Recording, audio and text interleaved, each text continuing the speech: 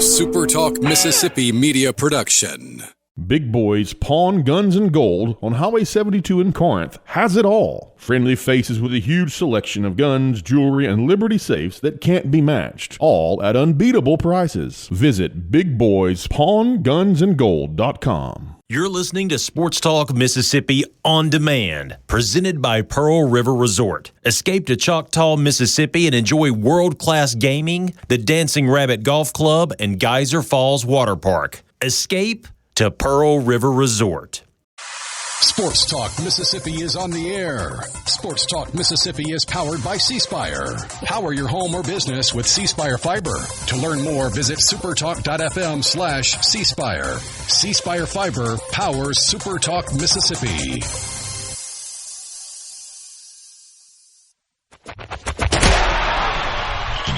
To the junction, in the Grove, and to the top.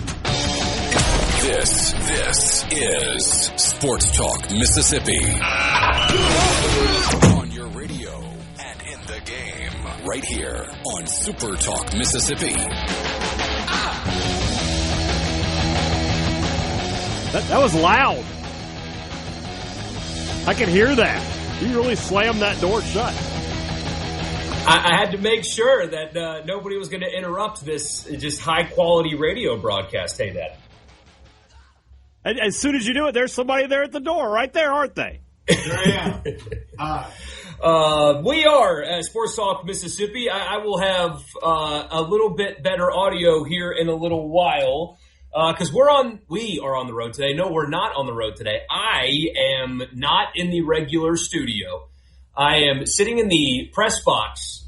That was the same people that built this, Hey Dad, are the people that built the new Dudy Noble Field. I learned that today. There you go. But I am at Columbia. I walked past a Walter Payton statue. They've even got on the video board over here, welcome Super Talk Mississippi Media. Right there on the video board on this Why we're not getting a picture field. of that? So they're taking, I will, they're taking care of us here. A pretty incredible facility. Hartfield obviously playing here tonight. You can listen. supertalk.fm/high school. We've got almost 20 high school games that are airing on either our stations or streaming or somewhere in between. Obviously, one's going to be here tonight, and so I am posted up.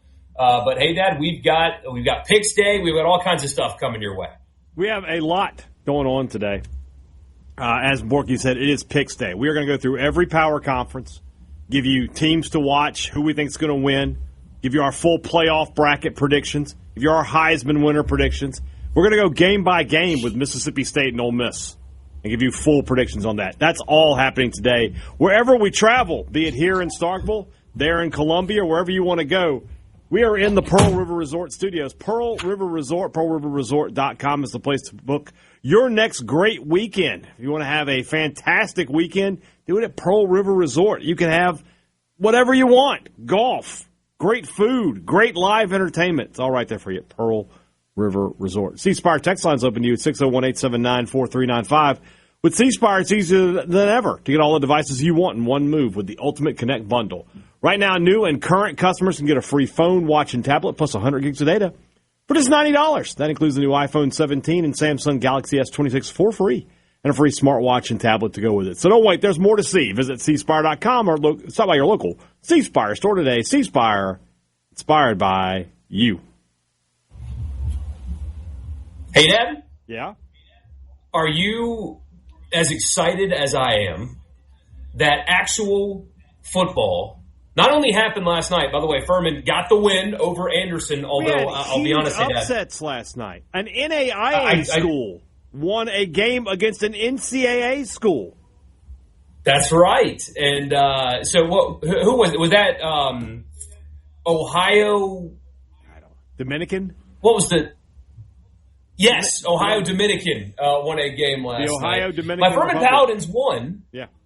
But they weren't impressive. Hey, Dad, I don't like their prospects next week in Knoxville. I don't think that Furman's going to go up there and beat Tennessee. Maybe with a better performance last night, but they were like 3 of 14 on third down. They won comfortably, but I wasn't inspired by the offense, and I don't think they're getting it done. But we had football last night. We've got real football tomorrow. And even though Greg Sankey now is going to have to go to a Louisiana court next week, Thursday before their first game, Greg Sankey is going to have to go to Louisiana and defend the SEC. We've got football to talk about, and therefore Legal Talk Mississippi is coming to a very welcome and abrupt end. That's good news. That's the kind of stuff I like to hear. I'm tired of talking about legalities, and I'd rather talk about enjoyment and not enjoyment if we have our choice in this matter. So yes, but that said, I got a bone to pick with you and your people. You're gonna have to let me pick it. What the heck, guys? All we had to do was give the rope to LSU, let them take care of themselves, and then you go and get a basketball player who's played in the pro. What are we thinking? What happened here? You guys could mess up a one-car funeral, Ole Miss. How did you go and get this guy? We're all sitting around making fun of LSU, and then you just out of nowhere, oh, by the way, we got a guy. Why would you do that, Michael Borky? First of all, I didn't do it. Second of all, hey, Dad, I think you are comparing the representative in this state for that university. You are the one. You're the public face of them. Yeah, I didn't do it, though. I blame you. So comparing this to what LSU is doing is like not comparing apples to oranges, but like apples to beach balls. They're both round, but you can only eat one of them. I'm also very firm on my stance and have been the whole time. Eat a beach ball. You can do it. Yeah. But I've been very firm on this, and I will maintain my firmness on this. If he signed a professional contract and played for a professional organization, he should not be allowed to play college basketball this season, period. I don't think that there's really much ambiguity. The Ole Miss voted for this SEC rule, and therefore you should stand by your vote and not do this. I think with these two basketball players, there is the possibility that they never signed contracts. And so if that's the case, I guess they're going to try to get the league to let them play. But no, I do not think that they're going to hold Greg Sankey in contempt of court to get these basketball players eligible. I think it's an attempt to see if the league will let them in because they maybe actually didn't sign contracts. But if you suit up and play for an NBA organization and you signed a contract, you should not play, period. I will not defend it. If that is what happened, then I think it is wrong. And I will not defend it. I'm firm on it. I think the SEC's rule is appropriate. I think if you signed off on it and the SEC tells you no, that's it. So I understand trying to see if they didn't sign a deal. I get that. But let's commit the guy. Let's keep it quiet until this all blows over. And one way or the other, we figure out what we're going to do. There was no reason to go public with this today when all of this other stuff is going on because now you look like fools. It really does. But who looks like fools, though? I would vote Ole Miss on this one. There's not much I can do there. I'm sorry. It is what it is. I would vote that Ole Miss are the one that look bad because everybody else in the conference voted for this, and then you just go out. Like, if I'm Greg Sankey, I'm calling Keith Carter like, what the heck, bro? Like somebody if they try to pursue it legally. Yeah. Yeah, if they try to pursue it legally, yes. But if he didn't sign, but I agree. I mean, he suited up for an NBA team. He should not be allowed to play. If the SEC says no, the answer is no. Yeah. In my opinion, I don't think it's worth it. I think it's wrong, generally speaking. And I sure hope that this doesn't turn into a lawsuit in the state of Mississippi. If he played for an NBA team and they paid him to do it, even if it's Summer League, Exhibit 10, I don't care. I don't care. It shouldn't be allowed to happen, and especially for a guy that is a 5 points per game guy. Yeah. So I sure hope they don't go the legal route on this. An 8 rebound a game guy too, if I'm correct. Like he's a big guy. But I simply, if this goes to court in Mississippi, I will say that it's wrong. Yeah. If he got paid to play by an NBA organization to play this summer, if that in fact happened, I'm not changing my mind. Well, I'm just saying, as the public representative in this state for Ole Miss, Michael Borky, you have to wear the You got to wear this. No, one. I don't. No, I don't. I disagree. No, I don't. I spoke to the councilman, spoke to the council here, and they were all like, "Yep, Borky." Nope. So it's fine. I did not do it. Yeah, I didn't say you did it. I just said that you have to, wear the embarrassment is the word that I would use. So that being said, that can be the last we talk about this on this beautiful Friday, if you so wish. Well, but I had to bring it up. There is one more thing that I want to get to on it. Mm-hmm. Well, two things. Ross Dellinger has another report. It's something we already expected, but anyway.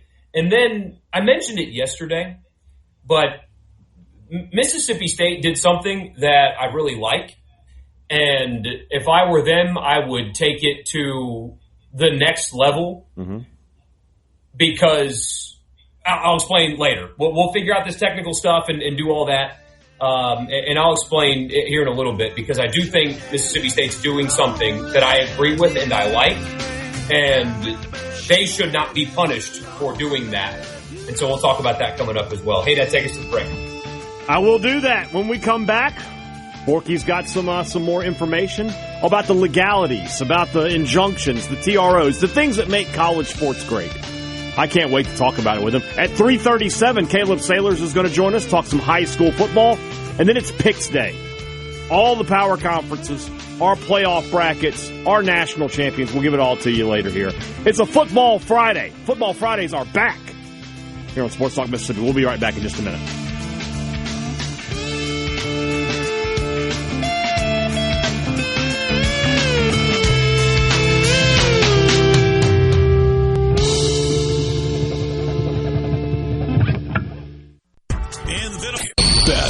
Best sports talk in the state. It's the best thing. Say that again. We the best on 3. 1, 2, 3. We the best. Sports Talk Mississippi. Super Talk Mississippi.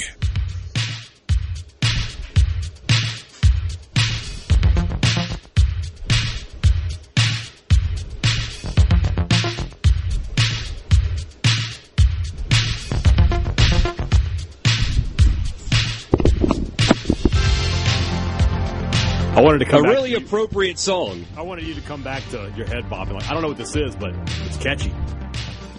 You don't know this? This is Queen. Is it? Oh, it is. All we hear is Radio Gaga. Yeah. Live radio. Sometimes the equipment doesn't work the way that we want it to, but thanks to Will in Houston, we are on the air as we are supposed to be now. Sports Talk Mississippi on this Friday. Block that door behind you. Just block it. Nobody in, nobody out. I got to put chairs up or something. Hopefully this microphone will not be as punchy as the computer audio was. We see you on the so hopefully not. We're making do here, guys. We're trying our best here, yeah. We got somebody on the C-Spire text line, which, by the way, 601-879-4395. That says, the Ole Miss representative can't say he likes something State is doing. Fire our rep. That's what they're saying to you. What do you like about what's happening here in Starkville? All right, here's the thing. So I mentioned this yesterday, but I've thought about it in the car on the way here. And Mississippi State brought on 2 players that got minicamp invites, Manning and Silla. We've talked about them a lot. And they even filed in a local court in Oktibbeha County to get them that 5th year, get an injunction for the 5th year. Not to fight against the SEC, just to affirm that they're able to get that 5th year. Right. And the SEC meets with all of the presidents and chancellors. All 16 of them have meetings. And regardless of what some media people say, well, it wasn't unanimous, it was more like 50-50, but the league got them. Doesn't matter. Your vote is what your vote is. If you said yes, your answer is yes. What you wrote on the ballot is who you voted for. You can't say, I'm a Biden guy, but I voted Trump. Well, you're a Trump guy because that's who you voted for. Yeah. Same thing here. You vote. It was a unanimous vote. And so after that vote happens, Mississippi State decides, sorry, you guys can't play. Mark Keenum, with all of the other presidents and chancellors in the SEC, voted that former pros cannot play football in the SEC. We'll support you. We love you, but you can't play for us. Right. And now you look at the state of Louisiana that has just added Greg Sankey into a lawsuit where Sankey and the SEC are apparently going to have to go to a Louisiana court next week to defend the rules that the SEC unanimously voted for. If I were Zach Selman and I were anybody involved at Mississippi State, all the way up to Mark Keenum, mega boosters, and everybody in between, I wouldn't call the SEC office in Birmingham. I would be there today saying, what do you need from us?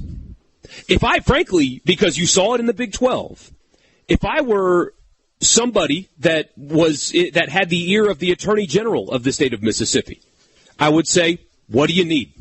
Because there is no way that it is acceptable at all for Mississippi State to have to play LSU when LSU chose to not only fight against the SEC, but sue the commissioner of the SEC, and spare me the players are doing it, not the school. Who do you think's backing it all? The law firm involved in this accidentally on Twitter today said that they were LSU's counsel, okay? So spare me with that as well. Mississippi State's chosen not to do that because that's the right thing to do. If I were everybody involved at State and the Attorney General of the state of Mississippi, I would be telling Greg Sankey right now, what do you need? What do you need? Do you need my resources? I've got you. Because even though we don't like politicians meddling in sports, it is unfair for Mississippi State or Tennessee or Alabama or Auburn or whoever is on the schedule against LSU to have to play former pros when they are choosing not to. And I hope they're doing that right now. And so I like that Mississippi State told these two guys, sorry, you can't play. I like that because they're following the rule that they agreed upon. I think they should take it a step further and make sure that the SEC knows that they have the state of Mississippi's help if they need it. I mean, I agree with you. I'm just not surprised that, based on my years of following Mississippi State, that as soon as the thing came down from the SEC, that they were like, we got to back away. That's kind of the Mississippi State way. In some ways, I'm a fan of that. In some ways, sometimes I'm not. And this time, I am. So I can be selective with that if I have to be. If I got to be a little bit of a hypocrite, so be it.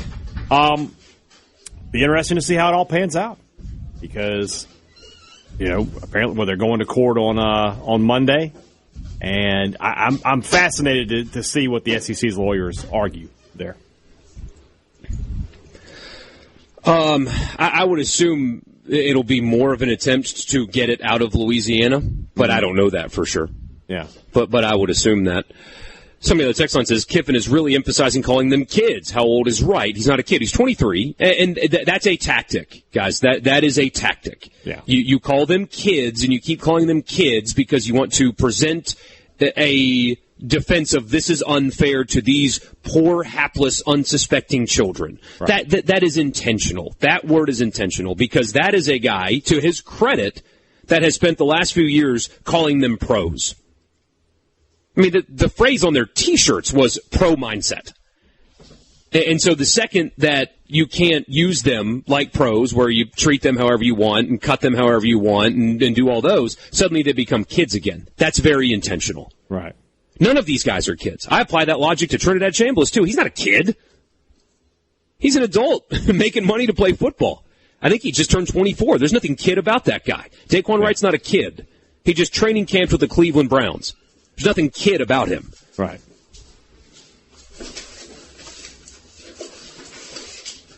Marty will not let they are all professionals go. They're not. I won't say that. They are. Some of them are adults, though. 23 is an adult. Not. 23 is an adult. You are an adult at the age of 23. I can't be bothered to say otherwise. Yeah. So there's that. And then the latest from Ross Dellinger next week. So we talked about this yesterday, but now we have a little bit more insight onto this. The college football playoff is going to meet next week to discuss something that they've already been talking about, which is implementing participation rules that would disqualify programs rostering certain athletes, which is centered around former professional football players. A meeting is expected next week to solidify a decision.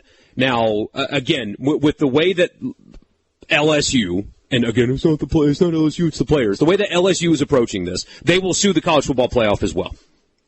That will come, but the college football playoff doing this is even more defensible than the SEC doing it. Yeah. And good luck fighting against the SEC, the Big Ten, the Big 12, the ACC, and the college football playoff. Good luck. And please keep telling your counsel and the people involved that you're going to hold the commissioner of the SEC in contempt of court. Please keep doing that. That really strengthens your case and makes people take you seriously. Please do that.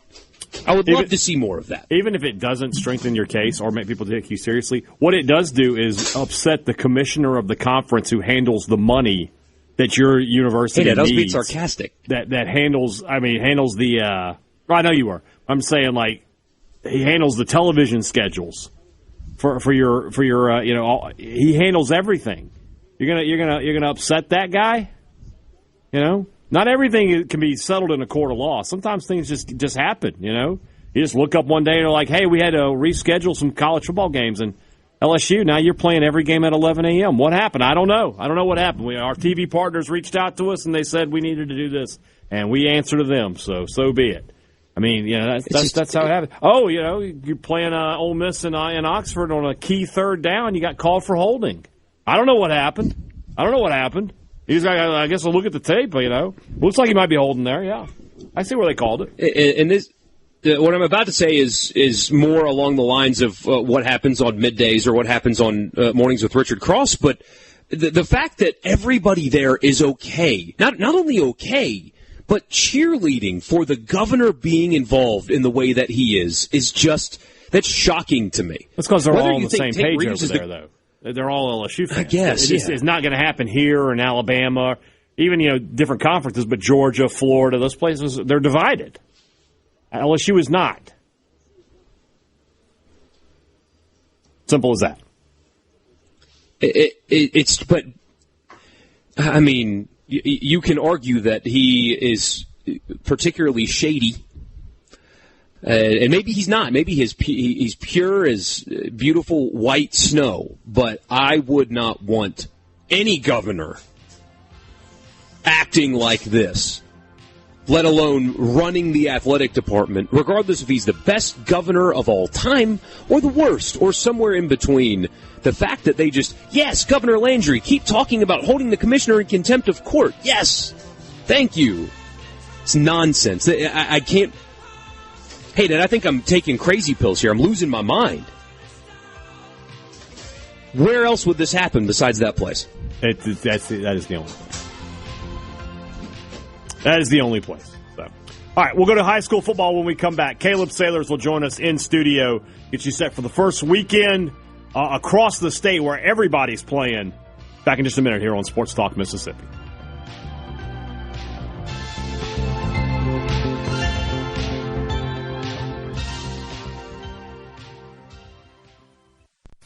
Now we have a special surprise for everyone. Give it to me. More Sports Talk Mississippi right now on Super Talk Mississippi.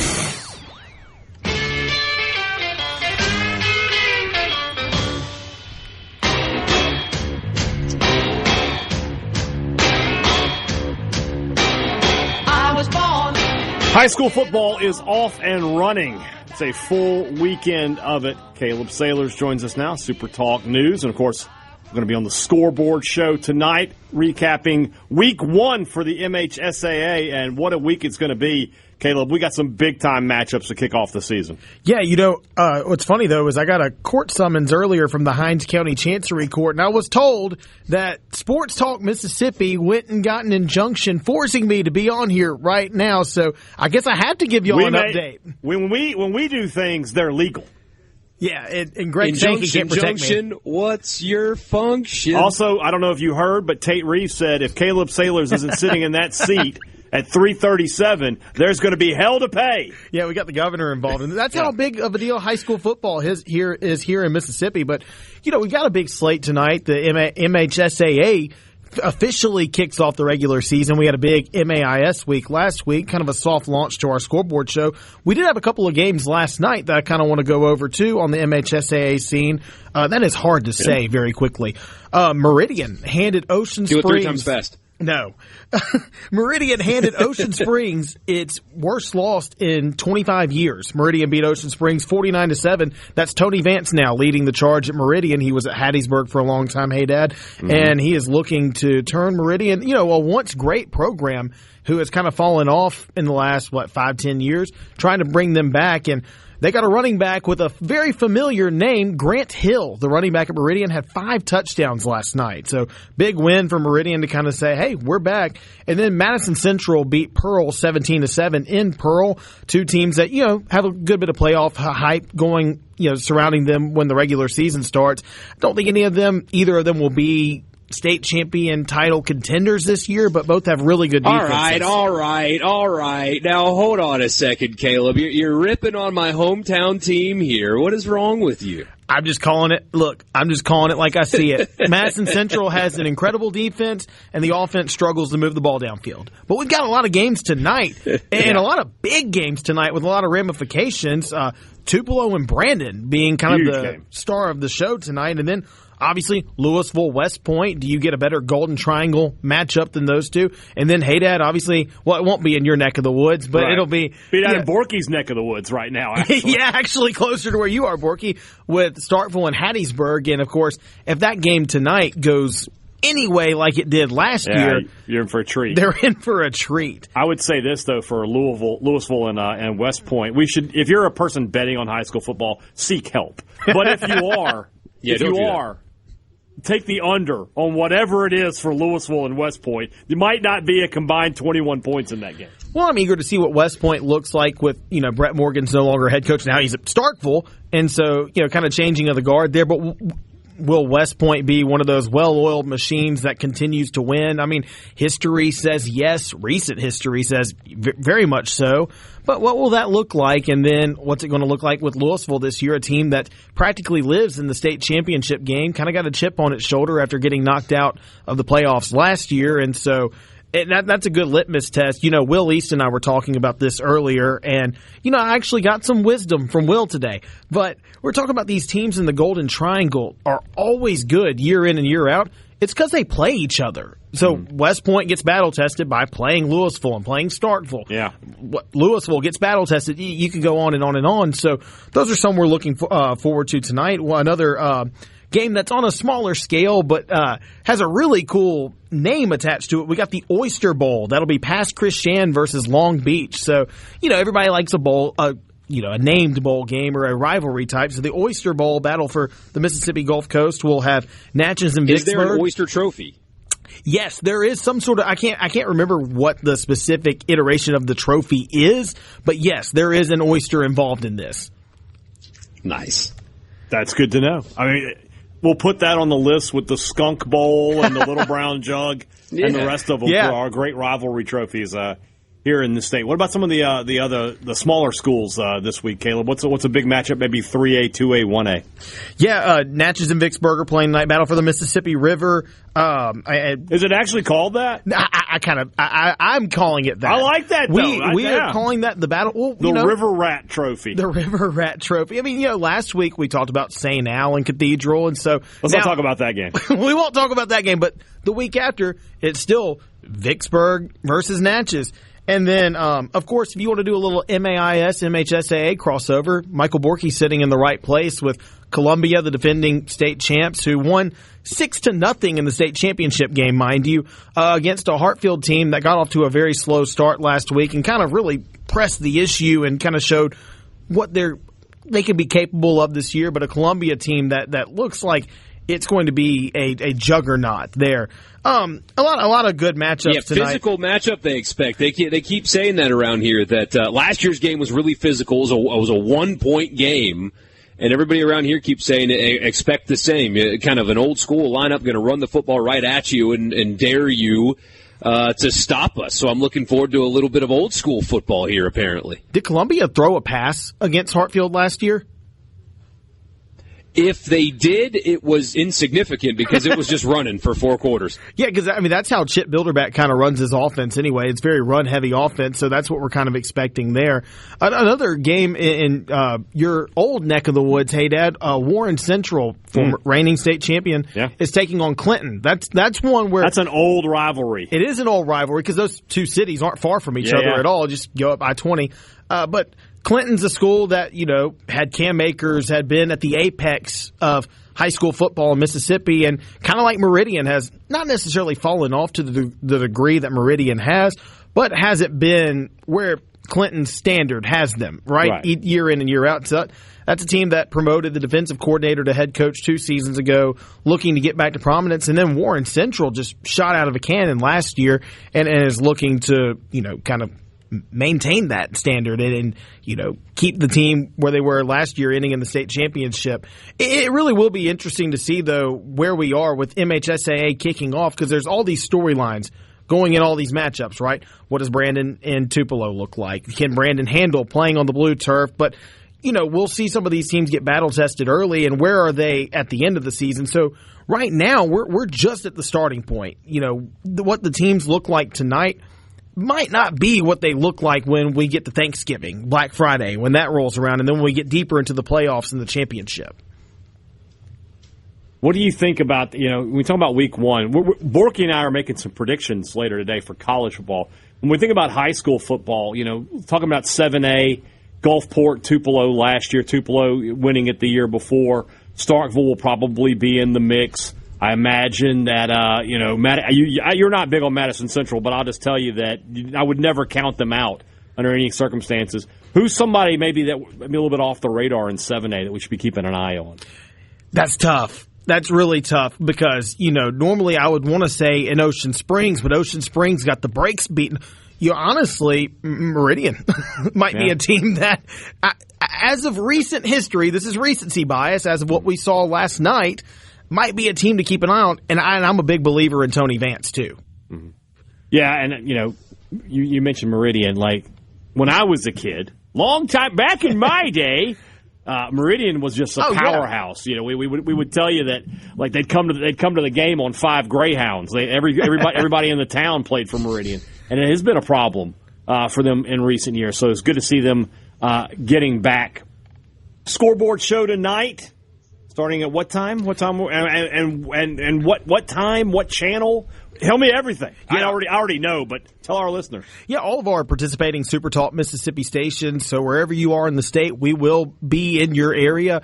It will be starting right after 10 o'clock. You'll hear, of course, the Fox News, the SuperTalk News tickers giving you the news updates. And then we'll jump in and we'll have so much for you tonight. We've already got some guests lined up, too, from some games from across the state, and we'll be ready to roll. I'm not going to Oak Grove. I'm sorry, Caleb. I can't. I don't expect you to go to Hattiesburg tonight, but no. That is one of the games, though, that I will be streaming and keeping a very close eye on. Oh, for sure. I mean, like you said, if we get half of what we got from those two teams, I remember the day. So the day after that game was State Southern. So I was driving down to Hattiesburg. Yeah, they flip-flopped. And a buddy of mine sent me the box score from that Starkville Oak Grove game. I was just like, this looks like something off of me and you were playing Madden. Like I think it was a combined 1,300 yards of offense.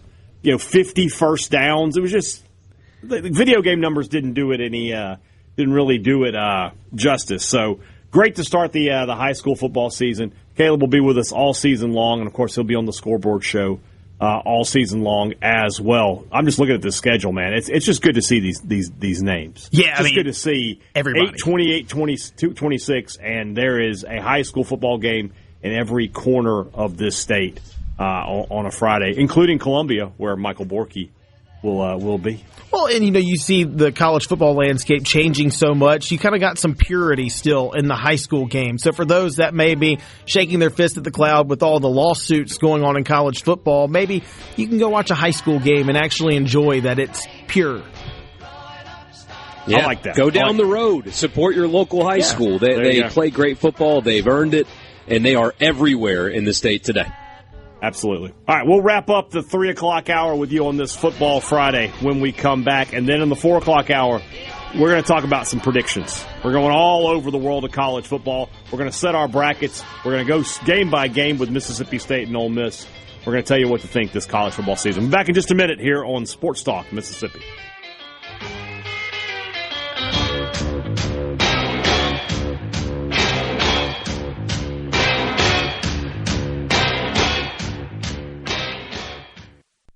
From the Sports Talk Mississippi is back. This is it. Super Talk Mississippi.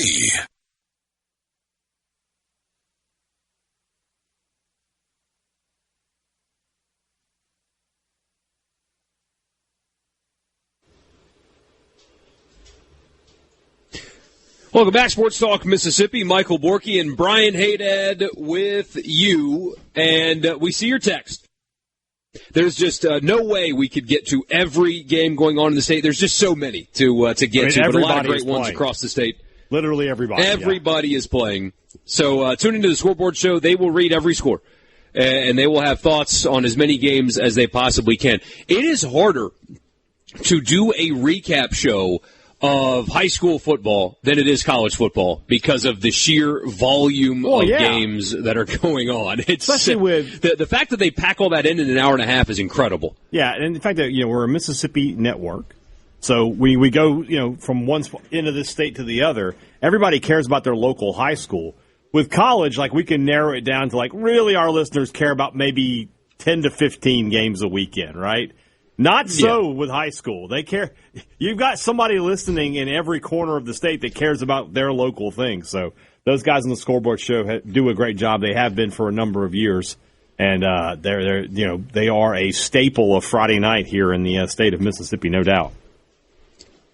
Yes, they absolutely are. So, Brian Haydad, did you watch any football last night? Did you pull up your ESPN app and check out any of the college football games? I watched a couple of things here and there. Yeah, I checked out Furman for a second. Nice. Yeah, why not? It's on. Why not? So, yeah, I absolutely did. And like I said, then tomorrow's just a sports. It's just it's a sports Saturday. I'll wake up early. I'll get some Premier League in, and then switch over to college football, and we'll be doing that all day long. I can't wait. You're in my mind. We're aligned. Although I'm replacing Premier League with the Tour Championship. The PGA Tour Championship is this weekend. Fair enough. Yeah. So I'll be flipping back and forth between that. I'm telling you though, we keep talking about this game. I am most excited about the nightcap tomorrow night. I know we have a conference matchup at 2:30 with NC State and Virginia. Possibly more on that game coming up later in the 5 o'clock hour during our executive lock of the week. But, I'm interested in that one. I'm interested in Bill Belichick in Dublin and all of the things, but I think the game of the weekend very well could be Dan Mullen versus Charles Huff in a playoff elimination game in Vegas. That has a chance to be super fun, and also it's really late. Grab a beer, kick your feet up, and fall asleep to a little college football, because I'm not making it to the end of that game. There's very few better ways to end a day than that right there.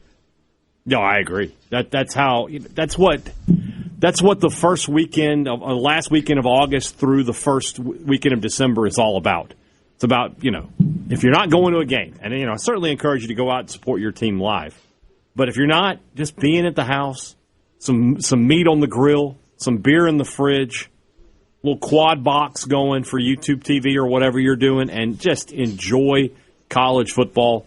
That's what, we work so hard from January through August so that we can have these moments to enjoy the greatest sport on earth. And I'm going to start doing that tomorrow. I'm already looking forward. I don't know if I told you this. My wife and my oldest daughter were like, "Hey, we're going to go somewhere tomorrow." I was like, "Oh, okay." You don't say. And then my daughter is house sitting. Did you even ask where? I did not care. And then my youngest daughter is house sitting for somebody. She's dog sitting, so she's not going to be there. And I was like, Hold up. I'm going to be alone first college football Saturday? Thank you, God. What did I do to deserve this? I appreciate that. Thank you. Why can't it always be? Are you just going to put a bunch of wings on the smoker? Is that what you're going to do? I may just buy some wings. I don't even know if I want to cook. Oh. Honestly, you're right, though. cooking wings is like it's fun. I enjoy doing it. Don't get me wrong. It doesn't take long. It doesn't take long. However, if you have them done and done correctly, they're fine. And just delivered to your front door. It's even worth when you get the right wings. It's even worth all the surcharges and upcharges and stuff for whatever delivery app you're using. I don't have a problem getting back to the couch at like 10 after 11. It'll be okay. Wing Zone, Wing Stop, not too far from the Haydad household, so we can just go pick some up or something. Yeah, there's 2 wing restaurants within a 5-minute drive of my house. Oh, that's so nice. Are you a wing snob? To me, when it comes to like chicken nuggets, I think they're basically all the same. They're all good and they're fine. Yeah, I'm kind of selective with wings though. When I find some places bad have bad wing wings, place, I won't give them another shot. No, you're right. No, that's not even being a snob. That's just being smart. Wings are expensive. You used to be able to get like 30 wings for $10. Now 30 wings, you got to it's either that or you miss a down payment on a new car. It's just ridiculous the price of chicken wings these days. So yes, if you find a place that you don't like, don't go there. I absolutely would not do that. So, all right. I miss the 25-cent wings days at bars. I mean, we used to have that. They use that not anymore. We used to be a proper country, but that's a story for another day. All right, when we come back, 4 o'clock hour, picks. We're talking about all of the conferences. We're going to give you a champion, a dark horse, and a disappointment for each conference. We're going to give you our full playoff bracket. We're going to give you our Heisman winner, our national champion. And we're going game by game through Mississippi State and Ole Miss. Plus, in the 5 o'clock hour, the return of the executive lock of the week. It's a Picks Friday. We do Picks on Friday here on Sports Talk Mississippi. We'll be back in just a minute.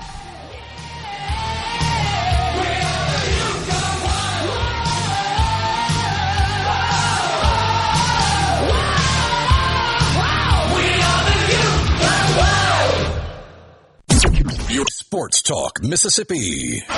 SuperTalk Mississippi.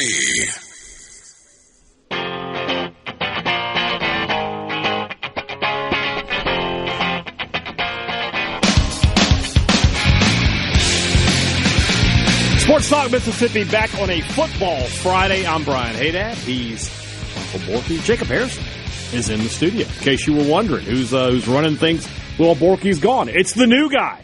How long will he be the new guy, Borky? Is that a 6-month gig? Until there's another new guy. Oh, gosh. You are the new guy until there's another new guy. That's tough because I was the new guy for like 4 years. I was here for a long time. You were the new guy for a long time. Long time. Hey, don't forget, Tuesday, September the 15th, we want you to make plans to join us at Ag Up Equipment in Canton for their kickoff to deer season customer appreciation event. We'll be doing the show live from Ag Up, and there's a lot more going on than just us being on the site. At 5:30, burgers go on the grill, and then from 6 to 8, the 90s country music cover band, the Honky Tonk Playboys. Be sure to Venmo Michael Borky to get your request in from the Honky Tonk Playboys. They play both kinds of music, country and Western. So, come by and see us. There's going to be a lot of other great stuff going on. Local vendors will be set up. There's going to be some giveaways. You can talk to the Ag Up's industry partners. You can look at some special equipment offers from Ag Up. It doesn't matter what you're doing this fall, deer season, taking care of your property, or just looking for a great event. We want you to stop by. 3 to 8 p.m. at Ag Up Equipment. That's Tuesday, September the 15th, 160 Calhoun, Commerce Park Drive in Canton, Ag Up Equipment. We look forward to seeing you there. All right. I liked this place, by the way, hey, Dad. So I'm Have you got a picture of the scoreboard yet, by the way? I did. I tweeted it out. Okay, I didn't see it. On the Sports Talk Twitter. But it's a great place. They're very proud of this venue, and they should be. It is outstanding. But I knew I liked the vibe of the people here. Nice people. Really, welcomed me in here with open arms, and very excited that we're, by default doing the show from here because of the game later. But they were playing The Cure during that commercial break for us, hey, Dad. The Cure was playing in the stadium. You got some players that have trickled onto the field already. Pictures of you? Which one was it, Just Like Heaven. Oh, okay, there you go. That's not what you would expect from a 2026 high school game, but that's fine. No, but I'm glad to have it. Yeah. All right, what are we starting with on So here's Pick what we're going to do. We've got each of the power conferences. We'll do the SEC last. We'll save the best for last. We're going to go through each conference. We're going to give you 4 things from each conference: a champion, a dark horse, somebody maybe not necessarily going to win, but somebody you like; a disappointment, a team you think will not reach its expectations, and then did you do a lock for all of them? An over/under? Well, if you need me to, I am certainly able to. I have do a that. lock for each conference of what I think. One thing I think will not happen. So let's start in the Big 12. Who do you have as your Big 12 champion? Regretfully, my Big 12 champion is still Texas Tech. It's the most talented team. It just is. So I'm going to agree with you on the Red Raiders. Top to bottom, they've put the money into the roster, and they have the most talented roster in the Big 12.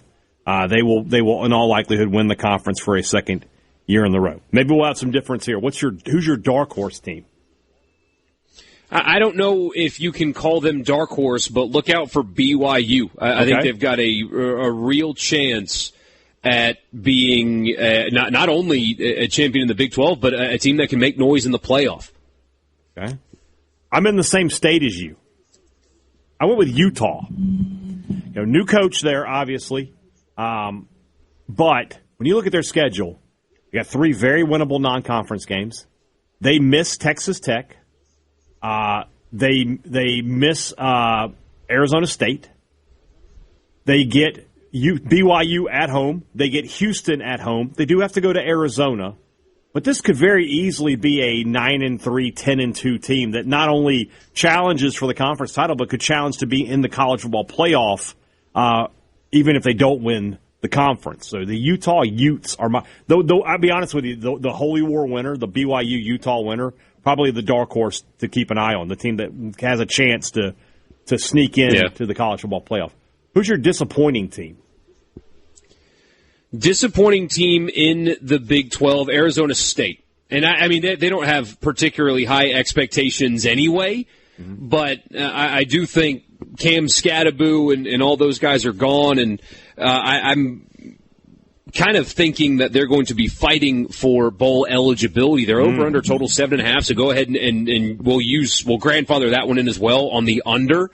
There was a period of time, going into last season where people thought, hey, Arizona State, Dillingham's got them a mainstay as a college football playoff team, and they have taken big steps back, and I don't think he's done enough to rectify that, and they'll disappoint this year, I think. I thought about doing Arizona State, but when I looked at their schedule, they do play Texas A&M, and that's a really tough non-conference game. But they have some winnable games on the schedule. They get to play Oklahoma State, Central Florida, Colorado, Hawaii, Baylor at home, Kansas. I think they could be okay. When I looked at the schedules, the team that stood out to me, and this is also going to be my lock for the Big 12, TCU. I think that's probably a good one. I like that a lot. A 7-win team at best for the Horned Frogs. I just don't think they're going. Their over under is 7.5. They would have to pull off. They'd have to win all of their toss-up games and pull off an upset or two to get to 8 wins. So my lock for the Big 12 is TCU under 7.5 wins, and they are going to be my disappointment. I think they could be a 6-6 team if we're being totally honest. Okay. Does Belichick get them tomorrow? No, that's a bridge too far. No, a bridge too far. Okay, yeah. All right, I see. I understand. I don't like that. I don't think that happens at all. All right, where are we going next? Let's go to the ACC. Should be a pretty unanimous pick here for the champion. Yeah, it's going to be Clemson. No, I'm kidding. Miami, the ACC champion and sneaky national championship contender. I mean, not even Ohio sneaky. State, Oregon, Georgia, Texas. How are they sneaky? They played for the national title last year. Look at their odds. I don't think they're sneaky at all. Don't particularly like those prospects, but I do, and yes, Miami ACC champion. Miami ACC champion. Here's my dark horse. I'm just going to say this. Look, I understand he's been we've made up some jokes about this team. I understand that. And I understand that, he does things a little differently. But at the end of the day, Dabo Swinney's still a good coach. At the end of the day, Clemson still recruits okay, especially when we're talking about in the ACC. I mean, am I going to be completely surprised if we get to the end of the season and Clemson is like 9-3? They lose to LSU, they lose to Miami, they drop another one in there, but that's it? Why would I be surprised by that? I would not. Clemson is my ACC dark horse. Remember the first college football playoff, the first 12 team, they ended up in there. All year long, we made fun of them, and they found a way to win the ACC championship game, and they got in. This is a cop-out for mine because they have the second highest over-under total. SMU, though, nobody talks about SMU. They are getting no off-season hype at all, and they should. They have a super veteran quarterback, a team that is experienced and talented, and apparently they're going to be good on the lines of scrimmage. And schedule's, tough, relatively speaking. I mean, if you're a State or Ole Miss fan, you look at their schedule and call it tough, and you roll your eyes. But look out for SMU. They have a chance to make the ACC championship and make the playoff. Who's your disappointment in the ACC? My disappointment, I don't even know if this can be a disappointment or not, but I think Virginia Tech might struggle in year one under James Franklin. Ooh, that's a good one. That's an interesting one. I would go the other way from you on that. I would think they might be really good in year one. And then my over-under lock would be Louisville, over 7.5. I like that. My disappointment is Virginia. I mean, they won 11 games last year, and I just don't see that happening again. So I think Virginia kind of reverts back to a 7-win team this year. I'd probably take the under on them for wins. I just don't think that they're going to be that kind of team again in 2026. My lock, Cal, under 6.5 wins. Cal's schedule is tough. In the non-conference, they start the year off with a classic Big Ten ACC matchup. UCLA versus Cal. What a tradition-laden matchup that is. But 2 of their 3 non-conference games, they get UCLA, and they got to go to UNLV. And, could happen. I wouldn't want to go play UNLV right now. So they have that.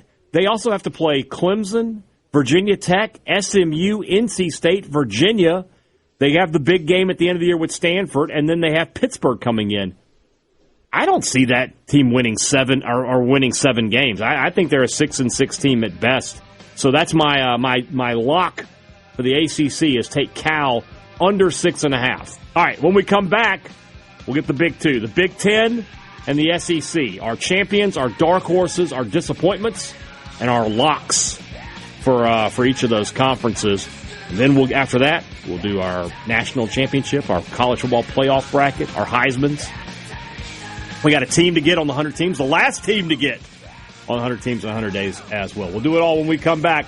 Sports Talk Mississippi, it's a Football Friday. We'll be back just after this.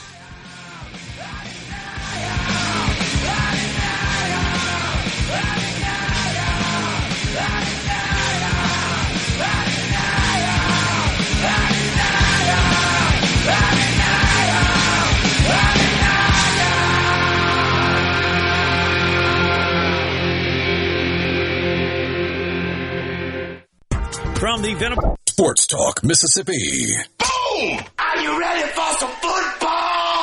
On SuperTalk Mississippi.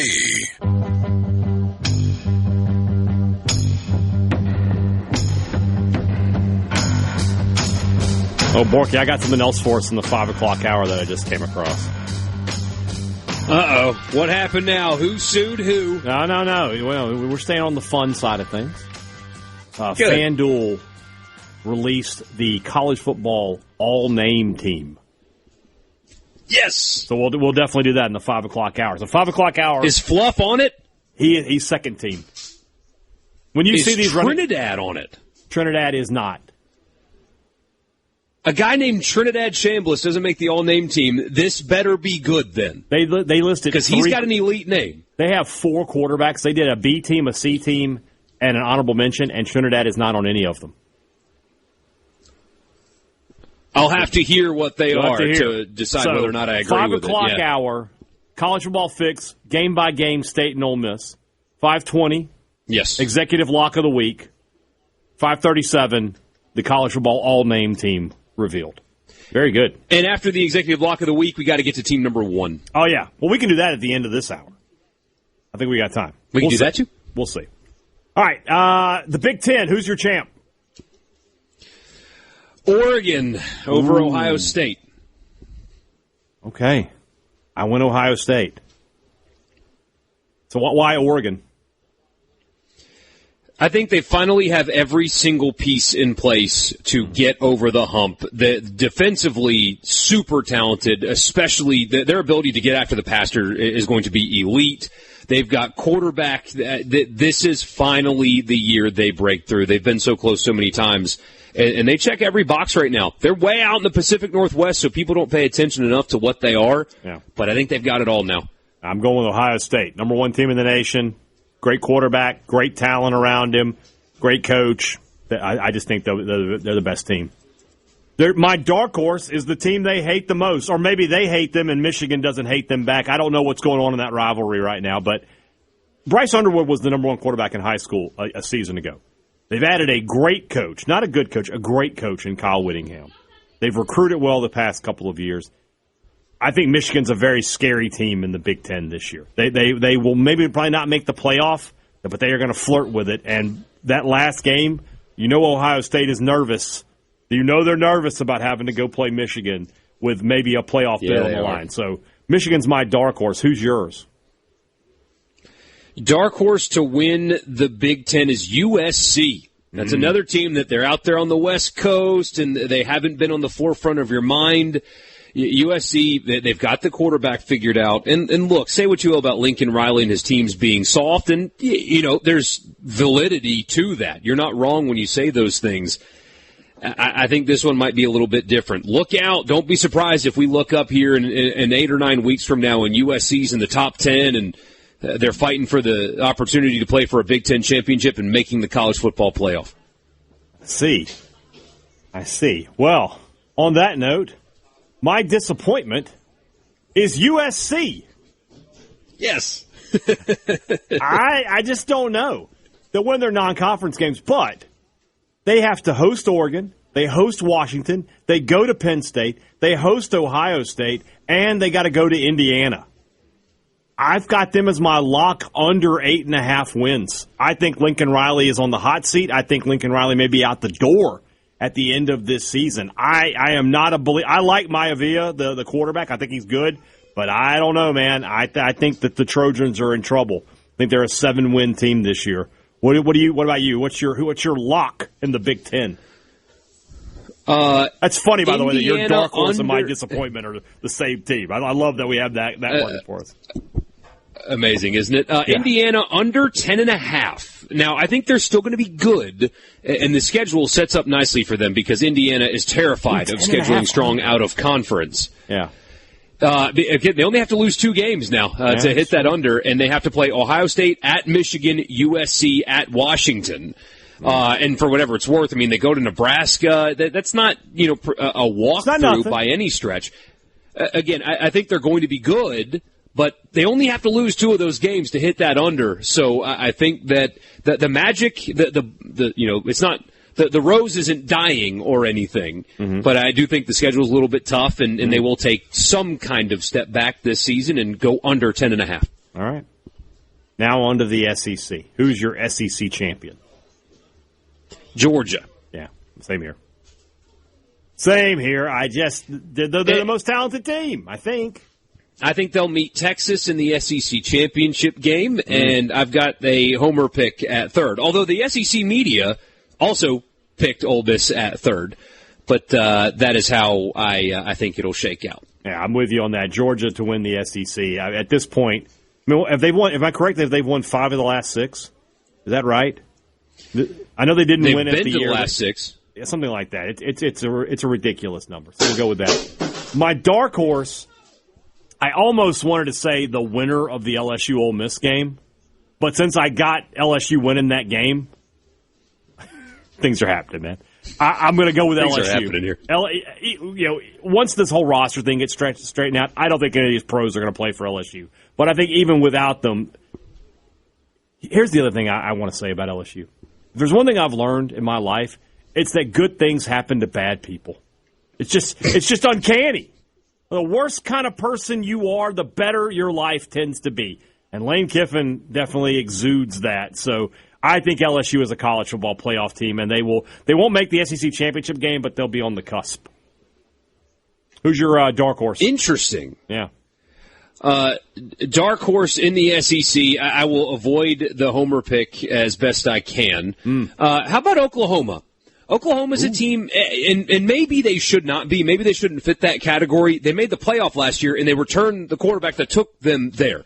But Oklahoma gets no credit right now. They're flying under the radar, and hand up, myself included, talking about Texas and Georgia, and can Ole Miss maintain the same? Look at what Kiffin's doing in Baton Rouge, and how about Texas A&M and is DeBoer? And suddenly you start losing sight of this team that, again, returns their quarterback. Staff is largely the same, should be great on the lines of scrimmage, have really solid talent defensively. Would not be surprised if we look up at the end of the season, Oklahoma's 10-2 and hosting a playoff game again. I wouldn't be surprised by that. Who's your SEC disappointment?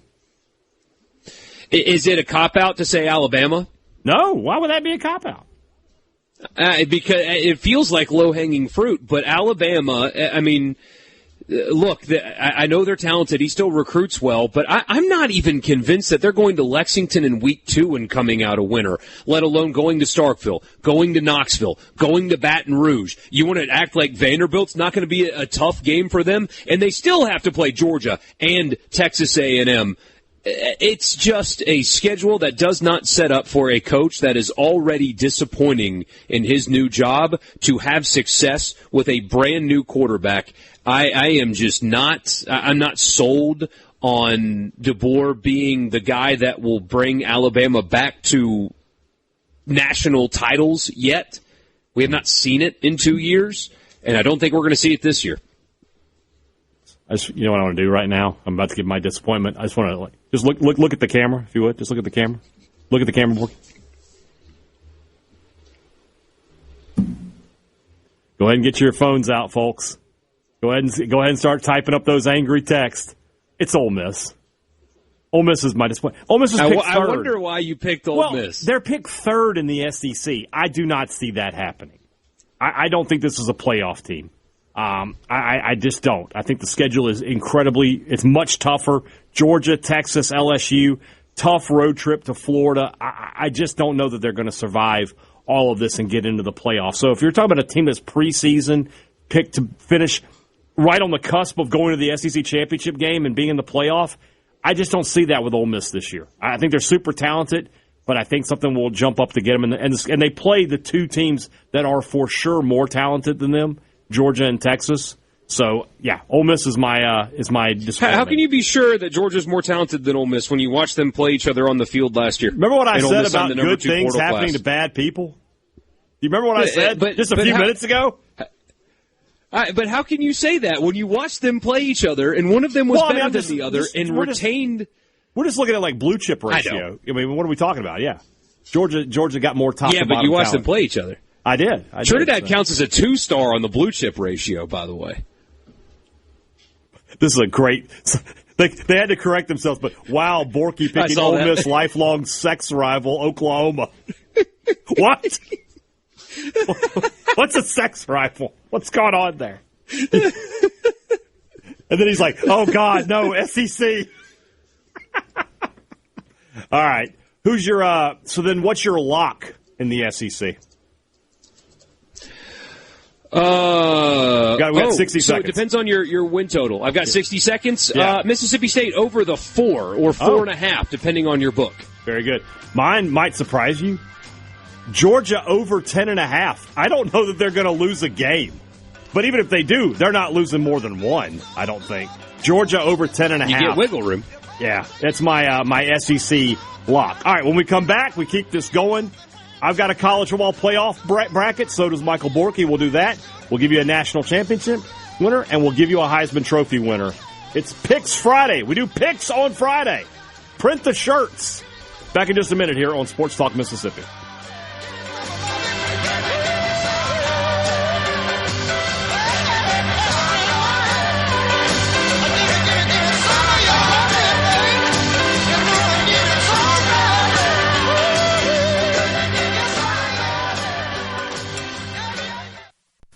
From the Sports Talk Mississippi, your new home for exclusive sports coverage here in the Magnolia State. Let me put it to you this way. Right here on SuperTalk Mississippi.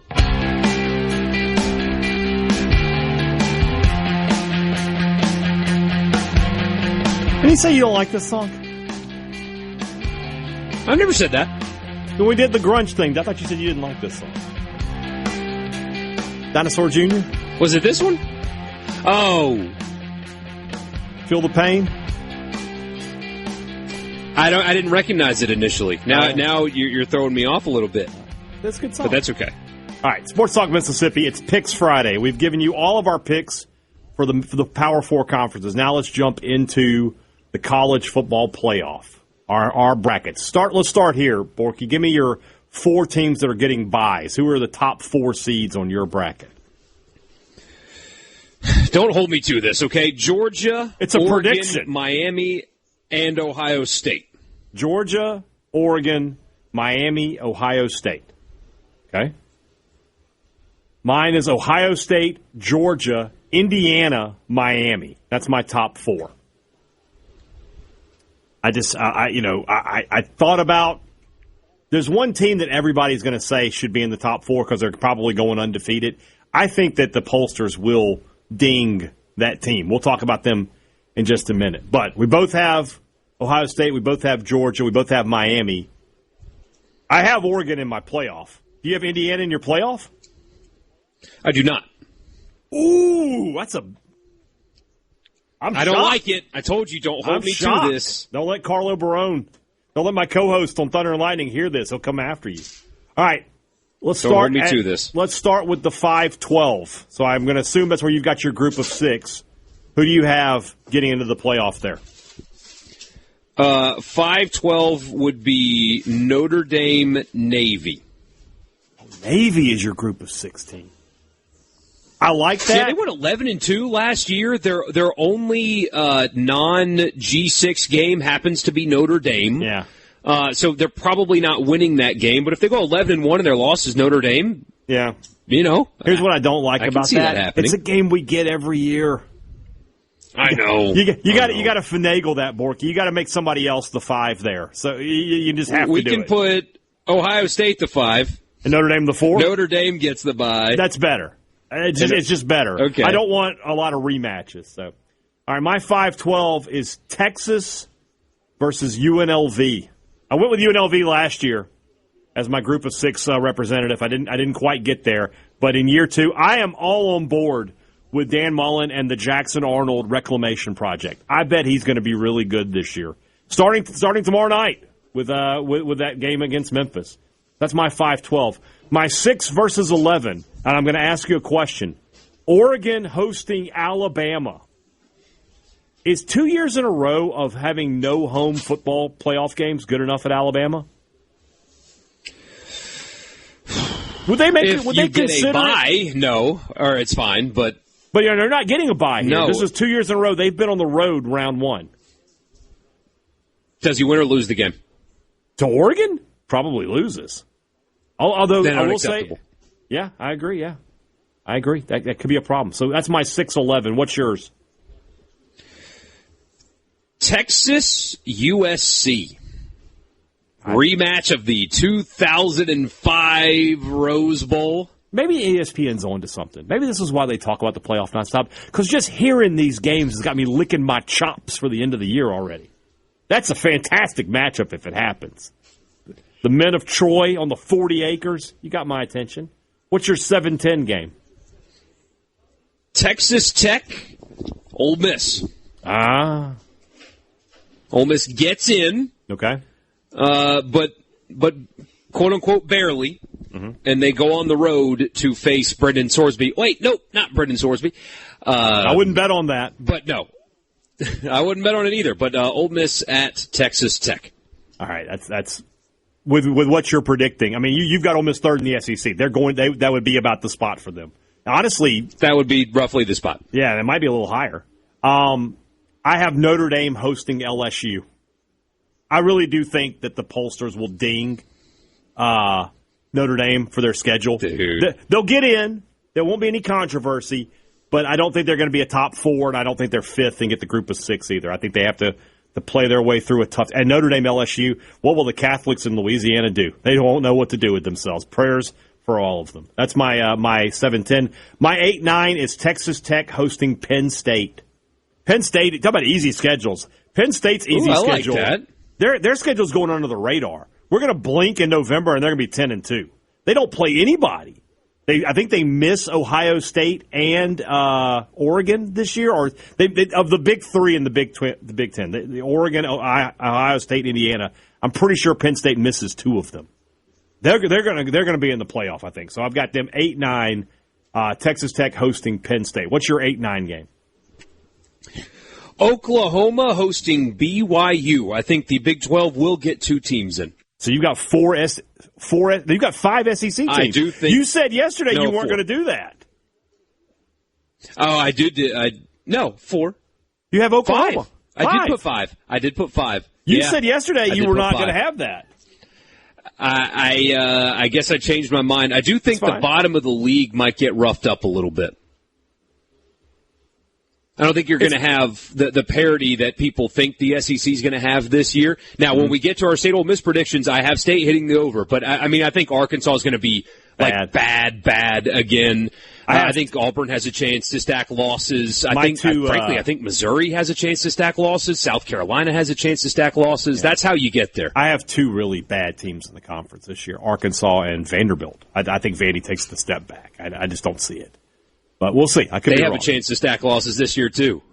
All right. So you want to just talk? Let's talk ourselves through the playoff here. Do you go chalk week 1?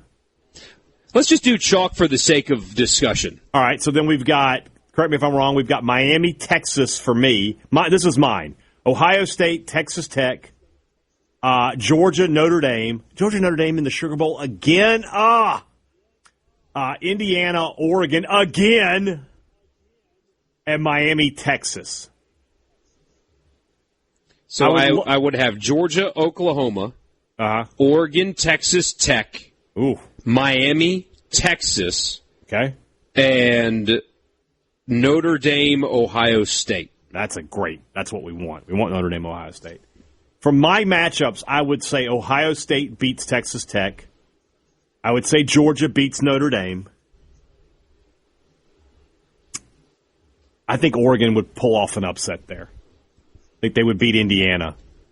Yeah, I just don't think it can beat them 3 in a row like that. And then I would have Texas beating Miami. So if I got to choose, yeah, I would go. It would be Georgia, Oregon, Texas, Ohio State.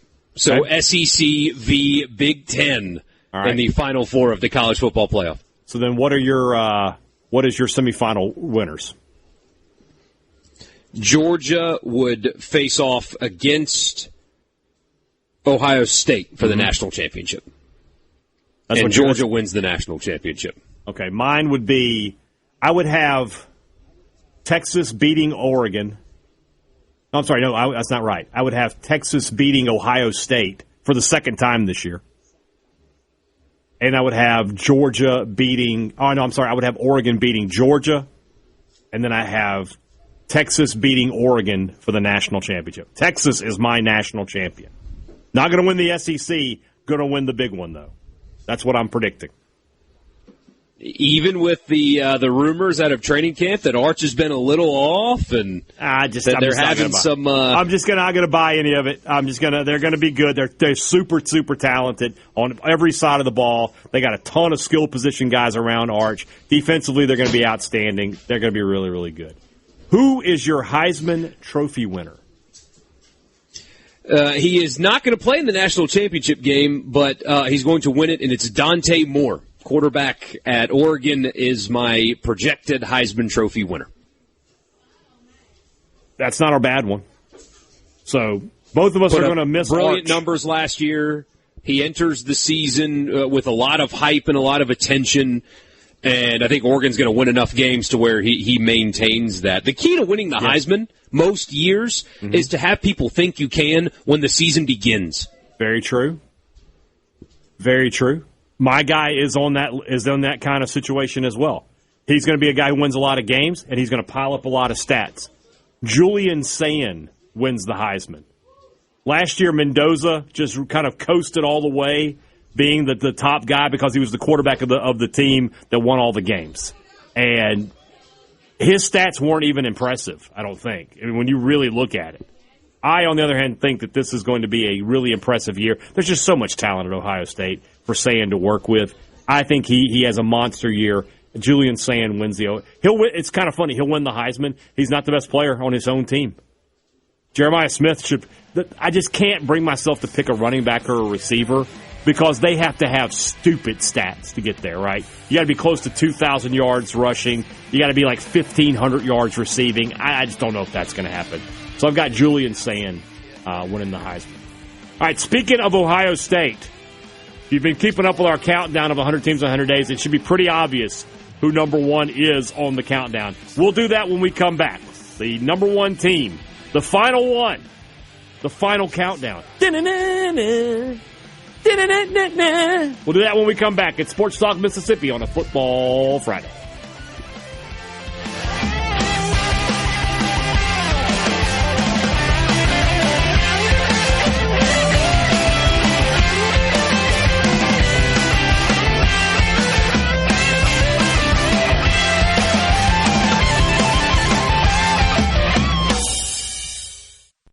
From the It's a place for crazy people. If it's sports in Mississippi, you'll hear about it here. Sports Talk Mississippi on SuperTalk Mississippi.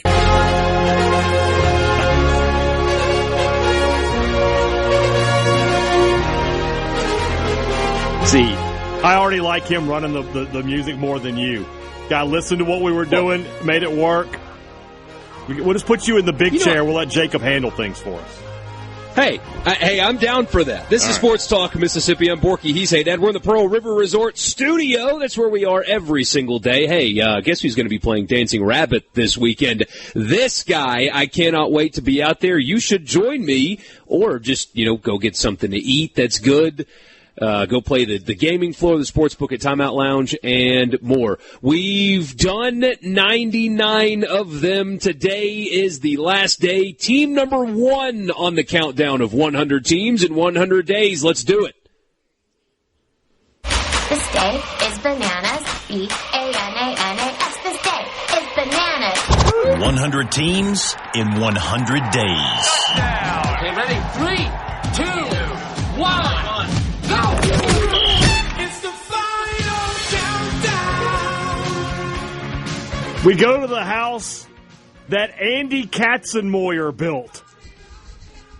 The horseshoe. I was going to go Craig Krenzel or Anthony Schlegel, but either way, we're good. Ohio State, team number one on the countdown of 100 teams in 100 days.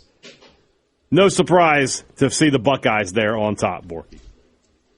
No surprise at all. They play, there it is, the best damn band in the land is what they're called. And, buddy, they have earned that name. It is a joy. I've been to a game at Ohio Stadium. It is a joy to watch that marching band do everything that they do. They are outstanding. 102,780 seats at Ohio Stadium. It is massive. And the game day traditions there are awesome. Tailgating scene leaves a lot to be desired. Columbus, kind of a big town, and it doesn't feel like college football. It feels like the NFL. Inside of the gates of Ohio Stadium, that is college football at its finest. Ryan Day, the head coach, been the head coach there since 2019, and up until recently, he was considered a guy that was handed the keys to a Ferrari, born on third base, and still can't get home. But, I mean, I know he's at Ohio State, and I know he took over a program that was in good shape. These records, 13-1, 7-1 in the COVID year, 11-2, 11-2, 11-2, 14-2, 12-2. And there are people out there that think that this guy can't coach football. I think he can, and this year he has got a team that is equipped, as Haydad was talking about earlier, to compete for and go to the national championship yet again. They return their quarterback. They've got talent all over the field. They portaled well. They are just in great shape all around. Last year, They went 12-2. You guys know what happened. They beat Texas in the season opener, 14-7. Hyped game, kind of ugly on the field. Then they beat Grambling in Ohio before an off week. They went to Washington, and defensively, Ohio State was really good last year. They won 24-6. Then they beat Minnesota 42-3. Then they went to Illinois and only gave up 16 points in a comfortable win. Then they blanked Wisconsin at Camp Randall. They only gave up 14 to Penn State in that dominating win. Purdue stunk, but only gave up 10 points in that game. Only gave up 10 points to UCLA, 9 to Rutgers, and 9 to Michigan. Then they go to the Big Ten championship game, and yet again, the defense was the story. They just couldn't score. They lose that game 13-10. But then they go to the Cotton Bowl. They got to skip the first round of the college football playoff, didn't get a home game, didn't have to go on the road. But they go to the Cotton Bowl. And defensively, Ohio State was good that night as well. But an early pick six thrown by Julian Sayin cost the Buckeyes in that game. They never recovered from that moment. Miami moves on. You guys know the rest. This season, more of the same for Ohio State. They open with Ball State. Remember, Ball State has the quarterback that is 5'10", 260 pounds. Right. Then they go to Texas in the highly anticipated matchup at DKR in week 2 before hosting Kent State and Illinois, and then a tricky road trip at Iowa on Saturday, October 3rd before hosting Maryland. And then look out, they go to Indiana on October 17th. That was a game where Ohio State fans used to outnumber Indiana fans 6-1. Won't be the case this time. Then they have an off week before going to USC. And then they host Oregon, Northwestern, go to Nebraska, and host Michigan. As far as Big Ten schedules go, that one ain't easy for the Buckeyes. It's not great for them.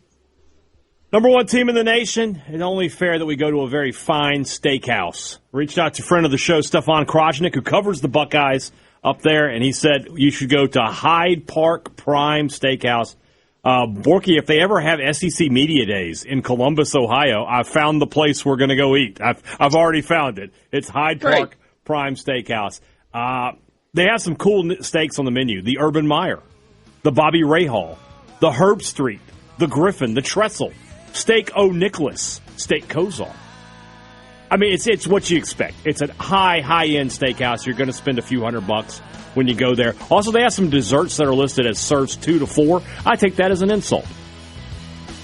I'll eat that whole piece of carrot cake or red velvet cake, and there's nothing you can do to stop me. So, if you're ever going to see the Buckeyes, you're ever going to the Horseshoe, check out Hyde Park Prime Steakhouse and tell them that Borky and Hey Dad sent you. College football fix when we come back. We're going to look at Mississippi State and Ole Miss. Borky says they're over. I say Ole Miss is under. Let's do game by game and get the results. We'll do that when we come back. Packed 5 o'clock hour on a Football Friday. Back in just a minute on Sports Talk Mississippi.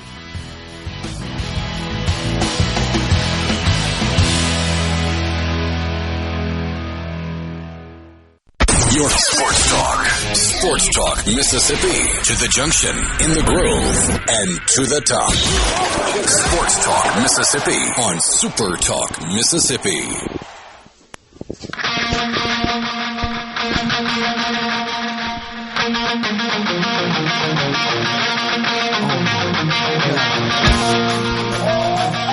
Last hour of the offseason. Sports Talk Mississippi. Michael Borky and Brian Haydad with you. That's right. This is quite literally the last hour of the football season because this time tomorrow you are watching college football on your TV, and Haydad and I are about to tell you exactly, although you don't need to watch the games, at least for Ole Miss and State, you don't need to watch because we're going to tell you exactly what's going to happen this season. Locking in our predictions, they are most assuredly going to be correct. And we'll do that right now for the college football fix.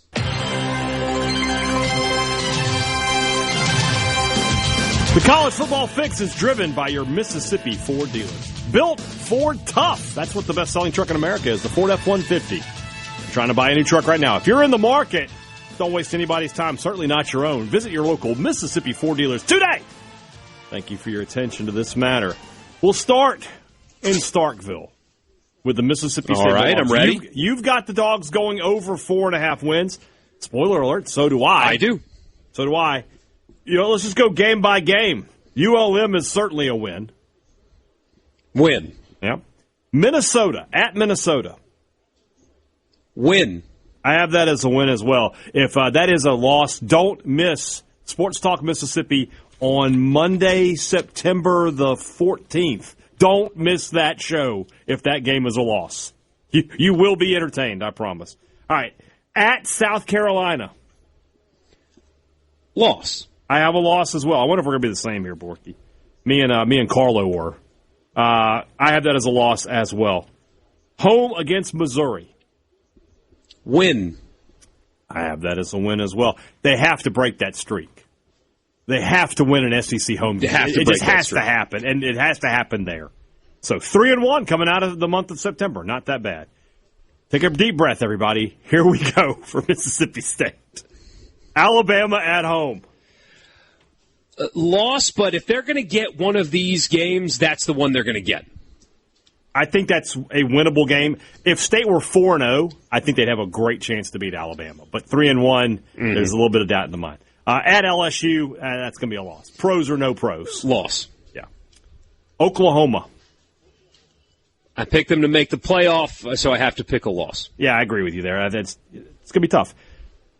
Based on winning percentage, win probability, here's the one that has the lowest one for Mississippi State, at Texas. Loss. So now 3-5. Not great. Not great. Got to figure it out here in the last month of the season. Home against Vanderbilt. Bounce back happens because I think that it's going to be frustrating that Mississippi State is going to experience something very similar to last season. I mean, we just said they're going to lose 4 games in a row. I think they're going to be the games like you saw last year where they're hanging on, they're close, and just something's going wrong, and then Vanderbilt comes to town, and boom, you get a win, and then spoiler, next week, boom, you get another one. All right. So you've got them beating Vanderbilt and Auburn. Yes. All right, I do too. We have the same picks. There's no question. Tennessee Tech win. Ole Miss loss. I have a loss in the Egg Bowl. Mississippi State finishing 6-6. That opens up a whole other can of worms for the Bulldogs. Are they keeping Jeff Lebby on the back of a 6-6, third straight loss to the Ole Miss Rebels? Really be your 4th straight loss to them when you go back to Zach Arnett's last year. But are you going to keep Jeff Lebby? That is a discussion we'll have to have when we get there. All right, let's look at Ole Miss. Start the year off on a Sunday with the Louisville Cardinals. Win. Me too. I just think they're a better team. They'll beat Charlotte, obviously. 1-11 last year were the 49ers. So. Not great. Game of the year. The LSU Tigers come to Oxford September the 19th. I have a loss. You want a loss. I could care less. More than you have a loss. I'm an agent of chaos in that game, all right? Whatever happens, happens. Somebody's going to be unhappy that I don't like. Lane Kiffin in overly emotionally charged games does not have a quality track record. Ole Miss wins. All right. Next week at Florida. Tough game, but I did go with the SEC media earlier today and pick them to finish 3rd in the league, and if they're going to do that, they're going to win that game. So you remember a couple weeks ago you asked me for a bold take, and I said Ole Miss is 2-2 at the end of September. There it is.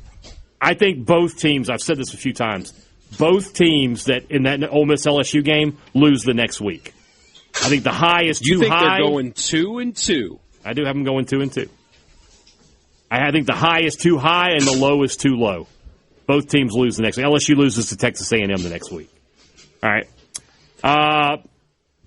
Off week for the Rebels. I think we'll both chalk them up a win for them at Vanderbilt. Win, for sure. The Austin Simmons reunion. Missouri comes to Vaught anyway. I'm not sold on Missouri yet, and of course reserve the right to change my mind, but I think Ole Miss will win that game. I do too. I have them beating Missouri. At Texas. Loss. That's where Ole Miss will suffer their first loss. All right, so in that scenario, do you have Texas beating Ohio State? Hey, Dad. I don't. Well, just give me your gut reaction. I don't think so. No. Okay. If I was wondering if you've got 2 undefeated teams there. I think I had Texas losing to Ohio State, though. I'm about to say, because if you have 2 undefeated teams there, that could be like number 1 versus number 2. or something like that. Well, that would be nuts, wouldn't it? As it is. I mean, in your scenario, Ole Miss is coming in undefeated, and Texas has a loss. So, all right, I have them losing to Texas as well. I have them bouncing back the next week and beating Auburn. Same here. I have them playing Georgia the next week. I have a loss against the Georgia Bulldogs. I have a loss there as well. All right. So then we're going to finish up win-win-win at Oklahoma. We're going to finish up win-win-win. And Mississippi State. Here's what I'm going to say. So I've got Ole Miss 8-4. If that Egg Bowl, if Ole Miss is 7-4 and State is 6-5, I'm going to be a little upset if they lose. If State loses, I'm going to actually believe they could win that game. Now your scenario, Ole Miss comes in at 9-2. I'm going to be like, all right, they're probably not. Yeah. They're not going to win. In my scenario, it's there for the taking. But I don't think State's going to get there. So I have them 8-4. I just think I'm going to play the conservative game with Ole Miss. I want to see Pete Golding do it for a whole season. So it's totally fair.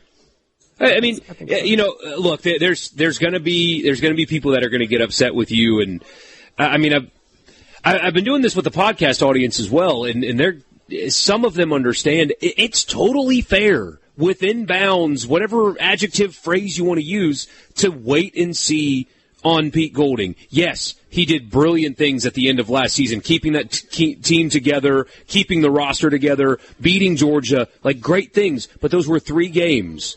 And this is his team and his program now. If you're like, I want to see it happen first, that's not, I'm defending you here against nobody at the moment. Yeah. But that's not you being like an anti-Ole Miss guy. That is that's totally within bounds to say, I want to wait and see first before I start talking about them winning a national championship. Like that, it's fine to be there. I think he proved a lot, but there's still some. JDB's offense, yes, it's very similar to what they were running last year. But he's scheming against coaches that are better coaches than he coached against last year as well. So Kiffin is unlike Matt Moscona, I think Kiffin is an elite coach, and I think that you take a step back when you lose a coach like that.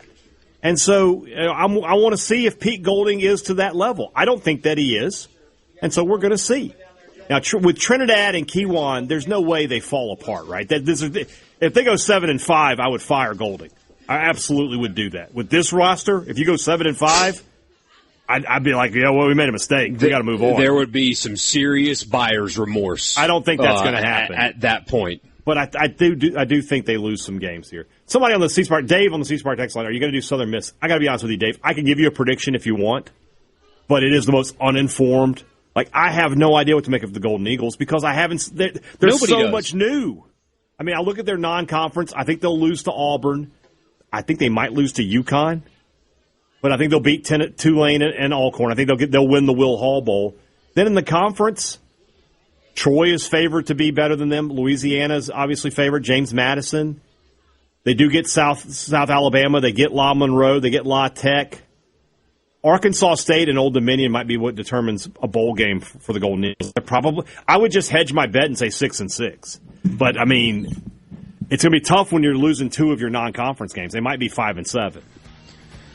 Yeah. So we'll see. There's just no, of all the teams that we know nothing about in the portal era, this is an entirely new one. The whole thing is new. So, hopefully we'll get to see some success down there in Hattiesburg. I think Blake Anderson is going to provide that for you. I do too. But it's so new.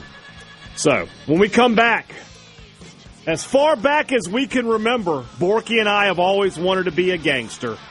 It's the executive lock of the week. It's back. When we come back, it's a Football Friday. It's Sports Talk Mississippi. We'll be right back.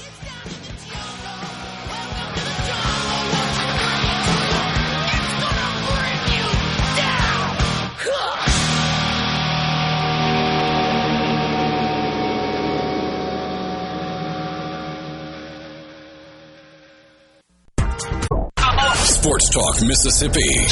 Sports. On your radio and in the game. Super Talk Mississippi.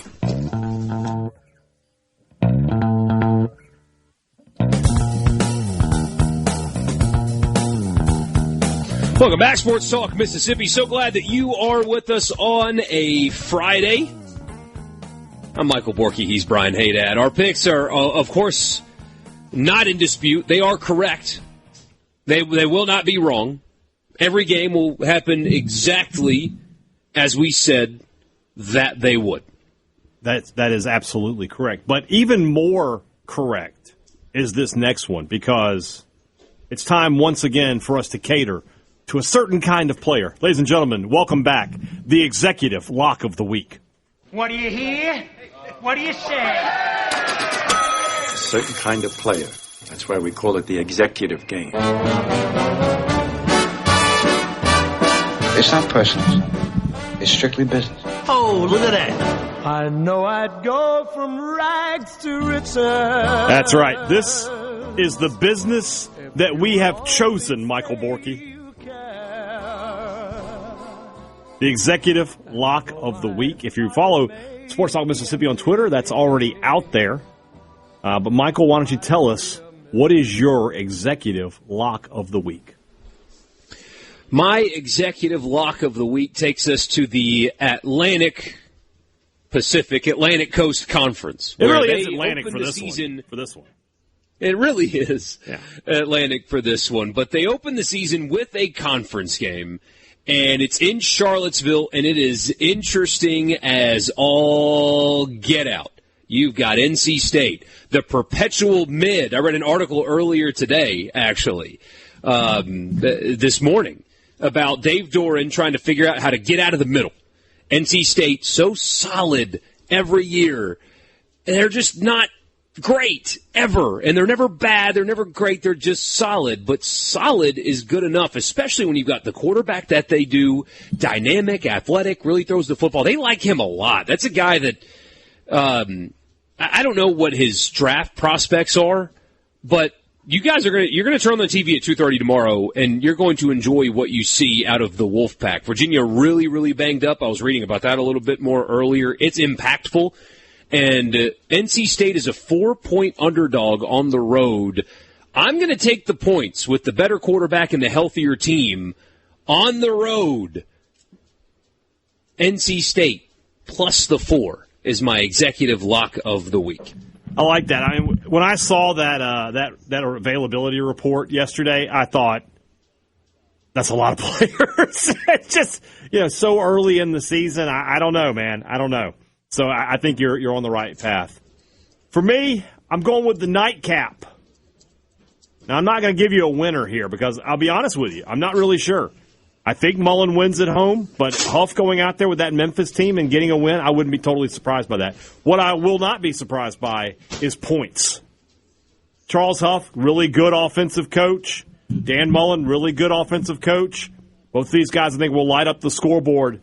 My Executive Lock of the Week is take the over in Memphis at UNLV. That's over 56.5. I absolutely see this game as like a 38-35, 38-31 kind of game.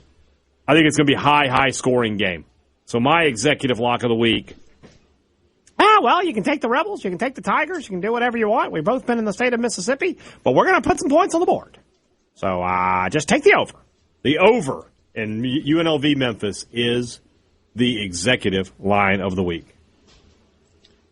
PSA on the text line. You can disagree with us, and that's okay. We're in the business of disagreement. That's what we do. And we want you to be listening. There's a guy in my Twitter mentions today that said, I disagree with everything you say, but I listen every day. Great. I'm glad that you're here, and I appreciate that. It means we're entertaining. If you're going to come on our text line and direct personal insults at one of us,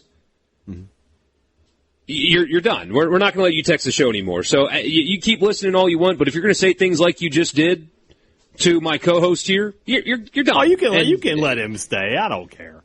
This guy's he's obviously not. He's obviously not very bright. Got mad that got mad that I took State to win 2 more games than Vegas is predicting them to do. Oh well. By the way, if you listen to the Thunder and Lightning podcast, nearly everybody that covers this team is on the 6-6 train. 3 guys went 7-5. That's it. Of the 10 people that cover this team on a regular basis. So I'm not saying we know I think anything. we would both lean closer to 7 than 6 if you made us pick. No, I would lean closer. I would lean closer to 5 than I would to 7. Really? See, I would lean closer to 7 than 5. I would say they are much more likely to lose one of the Missouri, Auburn, Vanderbilt thing than to win one of the Alabama, LSU, Oklahoma, Texas, Ole Miss five pack. Far more likely. I think this is one of those things that people get that I've had this conversation with a lot of people. People love to point out, and they're right. You know, Mississippi State was 3 plays away from being 8-4 last year. They absolutely were, right? They had the Tennessee game in the palm of their hand. They let it get away. They had the Florida game. They let it get away. They had the Texas game. That thing wasn't in the palm of their hand. It was in the safe, and they opened up the safe and let it out, right? All true. They were also very close to being 3-9. Like, they had to have a comeback win against Arizona State where, I've pointed it out a few times, Taylor Traore just accidentally bumps a blitzing defensive back. If he doesn't do that, that guy has a clean shot at Chapin. Arkansas had to have 20 penalties in a game for Mississippi State to win by 3. So State was very close. But then you can spin it. I can spin it either way. You can spin it the other way, though. I can. Yeah. I can spin it both ways. I can spin that they should have been 8-4. I can spin that they should have been 3-9. Yeah, I think State's much more likely to lose one of those 3 SEC games that we gave them than they are to win one of the other 5 SEC games. And I would throw the Minnesota game in there, too. I feel really confident right now that State's going to beat Minnesota. I've talked myself into that one. But by and large, I feel pretty good about that. I think the winner of Memphis and UNLV game will be the next head coach at Mississippi State. I mean, I'll just say this. If we get to the end of the season and Jeff Lebby's out, those 2 guys will be on my hot board. They will absolutely be on my hot board. Yeah. If you're a State fan, you want Wisconsin to win games this year. If you're having to move on from Jeff Lebby, you want a program like a Wisconsin to win a lot of games this year. Because Dan Mullen fits in the culture of Wisconsin so well, and they would go after him if he has a good year. And I'm not saying you couldn't beat Wisconsin out for him, but just, a program like that, you don't want competition. You want a quiet coaching search carousel thing, and you want to go be able to get your guy back before, and especially if Wisconsin starts off really bad and they can go ahead and boom, fire him right away, and they can start that process. Yeah.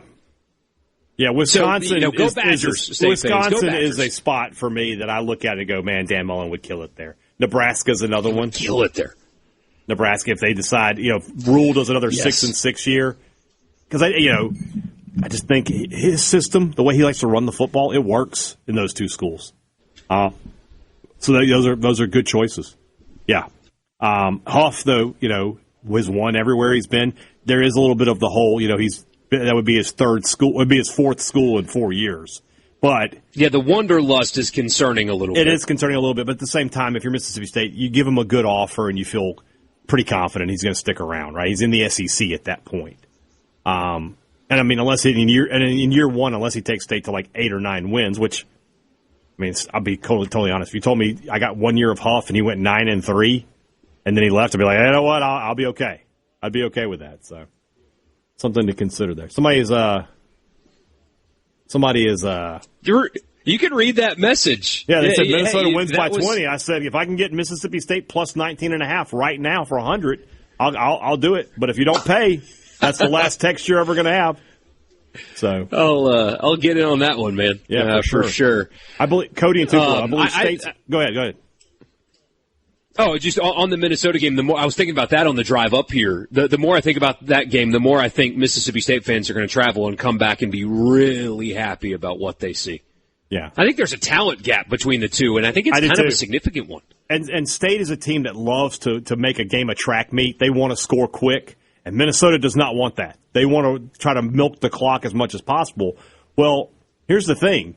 Even if let's say Arnett doesn't have a great defensive game, that means you're going to get big plays. Minnesota's just not built to have big plays. They need time of possession. No, not at all. So, I just feel like, Kelly Jones will erase one of their receivers, and I think State is just athletically is just better than Minnesota, top to bottom. So If I can get plus 19.5, I mean, I would be willing to make State the favorite and maybe bet with you. But if I can get plus 19.5 from you, buddy, let's put money down today. Let's shake hands and call that a deal.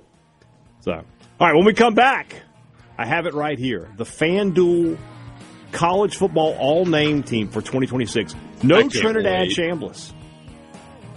I'm going to give you I'll give you all four quarterbacks. The quarterbacks better be really, really good. We will talk about Trinidad that. Chambliss does not make and it. no Fluff Bothwell on the first team. So that makes get out of here. We'll see how it goes when we come back. The all-name team. This will be a fun one. Sports Talk Mississippi. Borky's in Columbia. I'm in Starkville. Wherever you are, we thank you for joining us.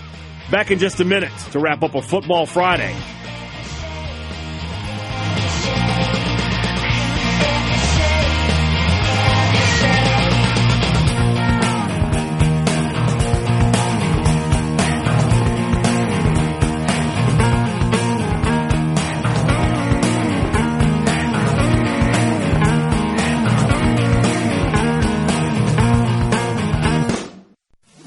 Sports Talk Mississippi. Sports Talk Mississippi. You know I love sports. On Super Talk Mississippi.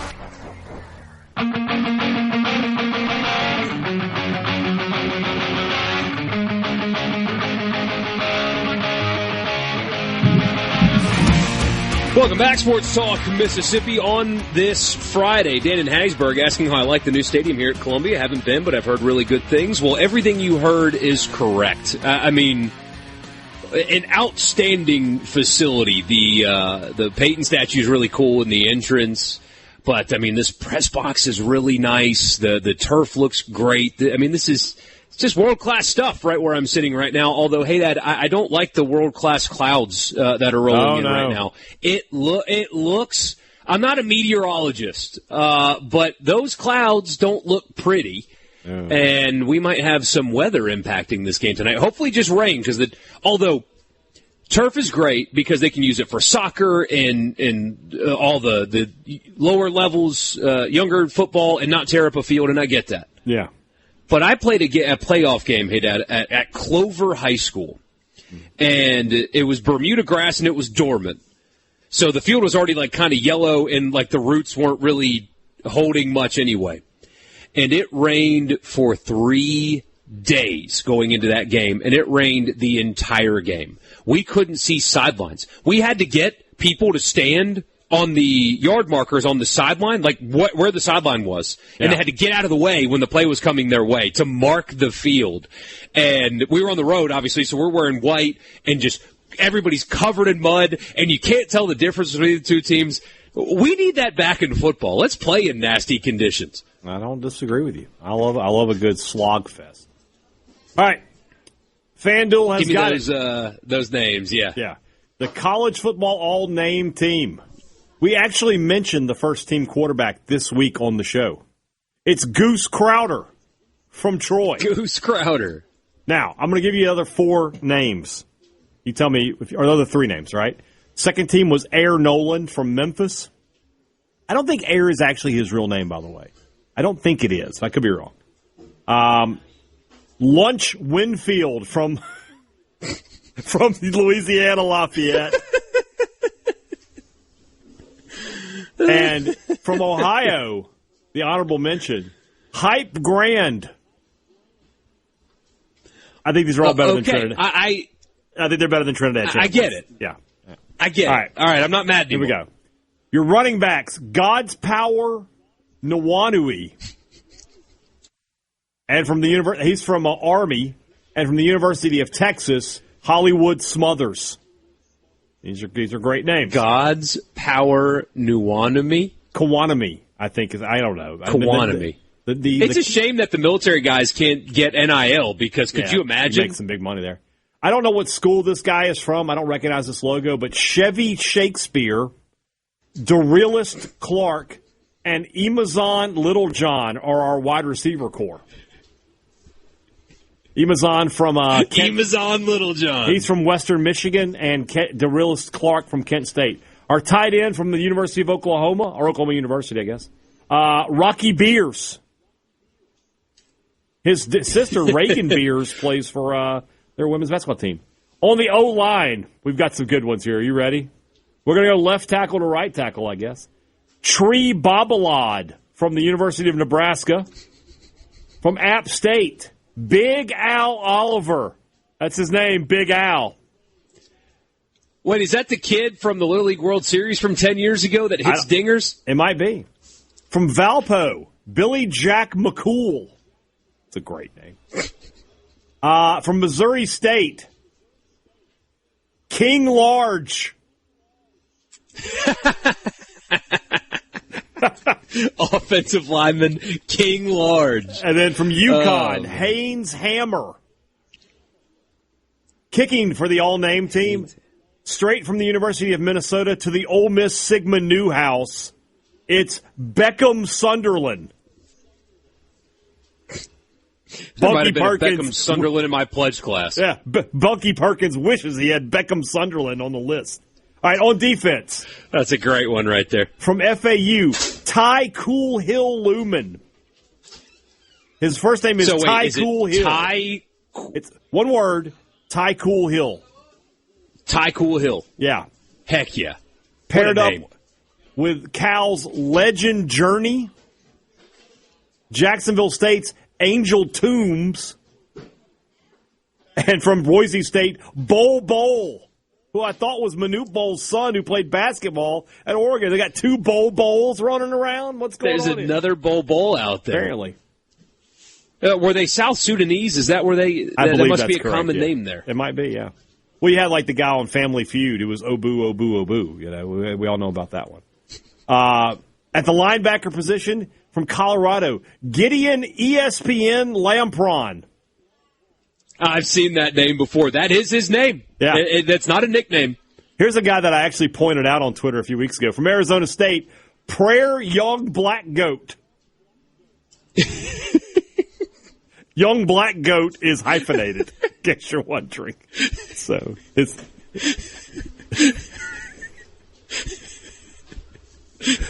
And then from Mississippi State, linebacker Fat Forrest. I saw that they posted a press conference with Fat Forrest the other day. I wanted to play it on the show just because of the name. Yeah, there you go. All right, in the secondary, this guy has been on this team a few times, I believe. Pig Cage is one of your DBs, along with Liberty's D-I-C Hopkins. That's D-I-C-E-Y. Not Dicey, D-I-C. D-I-C. Yeah. Is Dakotas Crawford out of college football? He must be. He must be. Also in the secondary from Prairie View, Mobility. I remember Mobility. Yeah.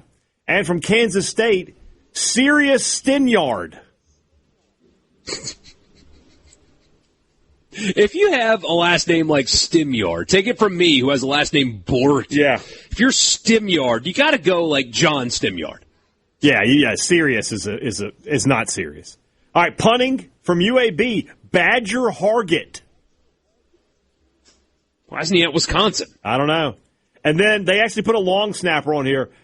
This name killed me. It literally slayed me. Jack Carson Wentz. Carson Wentz is hyphenated last name. He's Jack Carson Wentz. He's back. I mean, he got an injunction, and Carson Wentz is back playing college football. That's what everybody else is doing these days. We got time to do the second team, and we absolutely should. Aaron Nolan at quarterback, who we mentioned. What a backfield, by the way, with Ferrari Miller and Fluff Bothwell. At the receiver position. Two great first names there. Listen to these. Listen to this. This is the receivers. Butter Tollefson, Furious Hoskins, and our guy, Nitro Tuggle. He made the team. Tight end from UTEP. Well, you're not ready for this one. Cash Cheeks. All right, on the O-line, we got a local guy. That sounds like an inappropriate name. It does. From an inappropriate place. I got another one coming up that might be a little bit like that. On the O-line, local guy John Wayne Oliver, Crush Sowers, King Triton Samuela. I thought that was a band back in the 90s. No, that was Dishwalla. Never. Yeah. Well, the King Triton is the one that got me. From Alabama, Racing Delgatti, and then another Ole Miss Sigma Nu has made the kicker, Upton Belafonte. My God. You know the Belafontes have a boat somewhere in the Caribbean. 100%. Yeah, he's at South Carolina, so they got a place on Hilton Head. All right, on the D-line for the second team, Blazin Lano Wong. I thought that said Blazin Long Wong for a second. I was like, my God. But it's Lano Wong, thankfully. Tiger Black, Elite Nairn, Eliyt. That's got to be elite, right? Got to be. And even if it's not, that's what you pronounce it as. Yeah. Knowledge Davis. Linebackers. What if you got like all D's? I know. Kevion Thunderbird. It's really rough when the last name is the one. That's a great one right there. How is his last name Thunderbird? How did that happen? He's paired up with Clay Oven and Pickle Stewart. Buddy, I don't want any part of Pickle Stewart coming up in the hole. You don't want any part of that. No. The DBs, Gumbo Gaskins, in a huge upset at Middle Tennessee State. How is he not at, like, ULM? Nichols or McNeese? Shoes Brinkley, Mr. Clark, and Lumpy DeWeese. The punter is How do you get the nickname Lumpy? How do we know that's a nickname? The punter is Rip Perez from Air Force. The long snapper from Virginia Tech, Deed Capper. Anybody else make it from State or Ole Miss or from Southern Miss here? I'll check that real quick. Nobody on the third team on the honorable mentions. No. The long snapper is from Wofford on the honorable mentions. Seabrook Collette. Unbelievable name. Ole Miss will see Seabrook Collette the second to last week of the season. Do you want to be blocking King Justice is my question. I don't know. We will wrap the offseason up with you next at Sports Talk Mississippi on a Friday. Getting closer and closer to some high school football across the state of Mississippi as well. We'll be back in just a bit.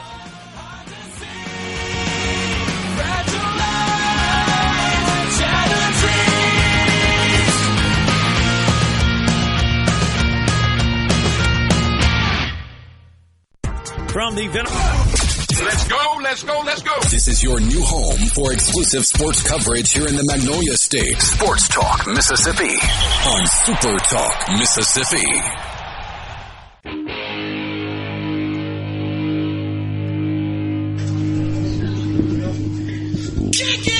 All right, Borky, we got to do these last two teams. We got to get the third. Bring it on. They're just too good. So, in case you were not tuning in, we were going through the all-name team as presented by FanDuel. Already mentioned it, quarterback for the third team, Lunch Winfield from Louisiana Lafayette. Running backs, Turbo Richard and Breezy Dubar from Indiana and Missouri State, respectively. Wide receivers, Lyric Samuel, Diesel Kamoku from Hawaii. Diesel is wasted on a wide receiver. That's a terrible wide receiver name. And from Southern Miss... We will see him play tomorrow against Stanford, by the way. From Southern Miss, King David Aboya. Very good. Hunter Carver. That's just a funny name. He's your tight end from Miami. Offensive line, Will Way, Keystone Allison, Sir Kanye Venable. I haven't really read these. That one got me. Mansfield Osley, Zaraway Williams. That's your offensive line. And your kicker from Jacksonville State, Cleet Forrest. On the D-line, Pharaoh McThune, Courage Osawe Jr., Sultan Badmus, and Logo Va. No relation to Manu the Slender from Texas Tech. Yeah, I was about to say, did your connection break out or something? Yeah. You said Logo twice there. I did. Wolf Walker is from Memphis. He's a linebacker, along with Samari Anderson and Sir Bible. Sure. At the defensive back position, from Jackson State, Swipe Marshall. Swipe is an elite DB name. That's a great DB name. What do you think his celebration is? Do you think he holds his phone like he's on a dating app swiping? No, or I think he goes swipe. I think he goes swipe or no swiping. I think he pulls a Dora the Explorer or something. Pluto Surratt, Bones Marks, and another good DB name, Man Dyer from USC. Angus Davies. Pluto, not a planet anymore. Yeah. Angus Davies, the punter, the fifth member of AC/DC. And Ridgely Ritter is the long snapper. On the honorable mention, Hype Grand. Ritter? Yeah. Hype Grand is your QB. Your running backs, Legend Bay and Tuna Alter. Your wide receivers, Booby Lavelle. By the way, did Booby Feaster not make this team? That's an upset. How did he not make that team? I don't know. Speedy Yancey and Sequel Patterson. Apparently his brother was not good enough. I like the prequel better. Yeah. Dream Rashad at the tight end. Your offensive line, Spike Sowles Jr., Rambo McGeo, Success Chixie, Guzzy Kayed, and Premier Whitley. Your kicker, on the honorable mention, Sully Croker from Mercer. D-line, King Justice, Harvard's Achilles Anderson. That's a... Oh, no. Come on, man. Happy Smith and Sol Williams. The linebackers, B. Hawk Oak Pakwasili IV. That's right. There are 3 other B. Hawk Oak Pakwasilis. Sir Hezekiah Ragland, Grant Bierman. Those are your linebackers. Your DBs. Here's another good Ole Miss Sigma Nu name. Fitzroy Legister, along with Cube Gurley, Rabbit Evans, and Deuce Blades II. Punter is Stone Springman. And the long snapper, as I mentioned, Seabrook Kellett. And we've got one more I want to mention here. I just saw this a second ago. But from, where did it go? Here. From Villanova. They just announced tonight that they had a TRO so that they could start their quarterback, Patriot McQuaid. Yeah, he got a TRO. He's going to play. Patriot McQuaid. Tell me that doesn't sound like a role that Chuck Norris would have played. Chuck Norris is Patriot McQuaid in Out for Vengeance. Come on. You're telling me that you wouldn't go see Chuck Norris play Patriot McQuaid taking down a local drug lord or something? Come on. 100%. Yeah, Patriot McQuaid is awesome. It sounds like you've been watching Key and Peele. Awesome. It does sound like that. Key and Peele could not come up with some of these names. They could not. No. They tried. The one that's the fourth is the best one. That he's the fourth of that name is incredible. Hey, Dad. Hey, boy. This is the last minute of the offseason. That is correct, yes. When we go back on the air together, it will be game week. Not only will we have games to talk about that happened, but it will be game week. Game we week did it for Ole Miss, for Mississippi State, for Southern Miss. We made it. We made it. Game week is almost here. Yes, I am in a press box, and it is raining. I was right, Hannah. It's raining.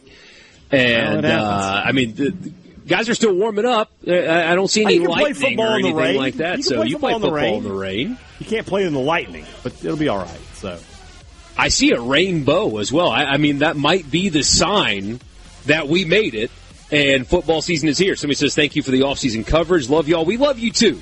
And but now you got to get ready. Season.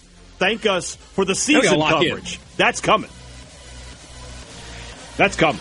We're going to lock in. You got to lock in. Football season is here from the Pearl River Resort Studio. Hey, when guests appear on the show, they do so on the Farm Bureau guest line. Check out favorites.com and go with the home team, Mississippi Farm Bureau. We will see you guys on Monday at 3 for game week. Have a great weekend and good night.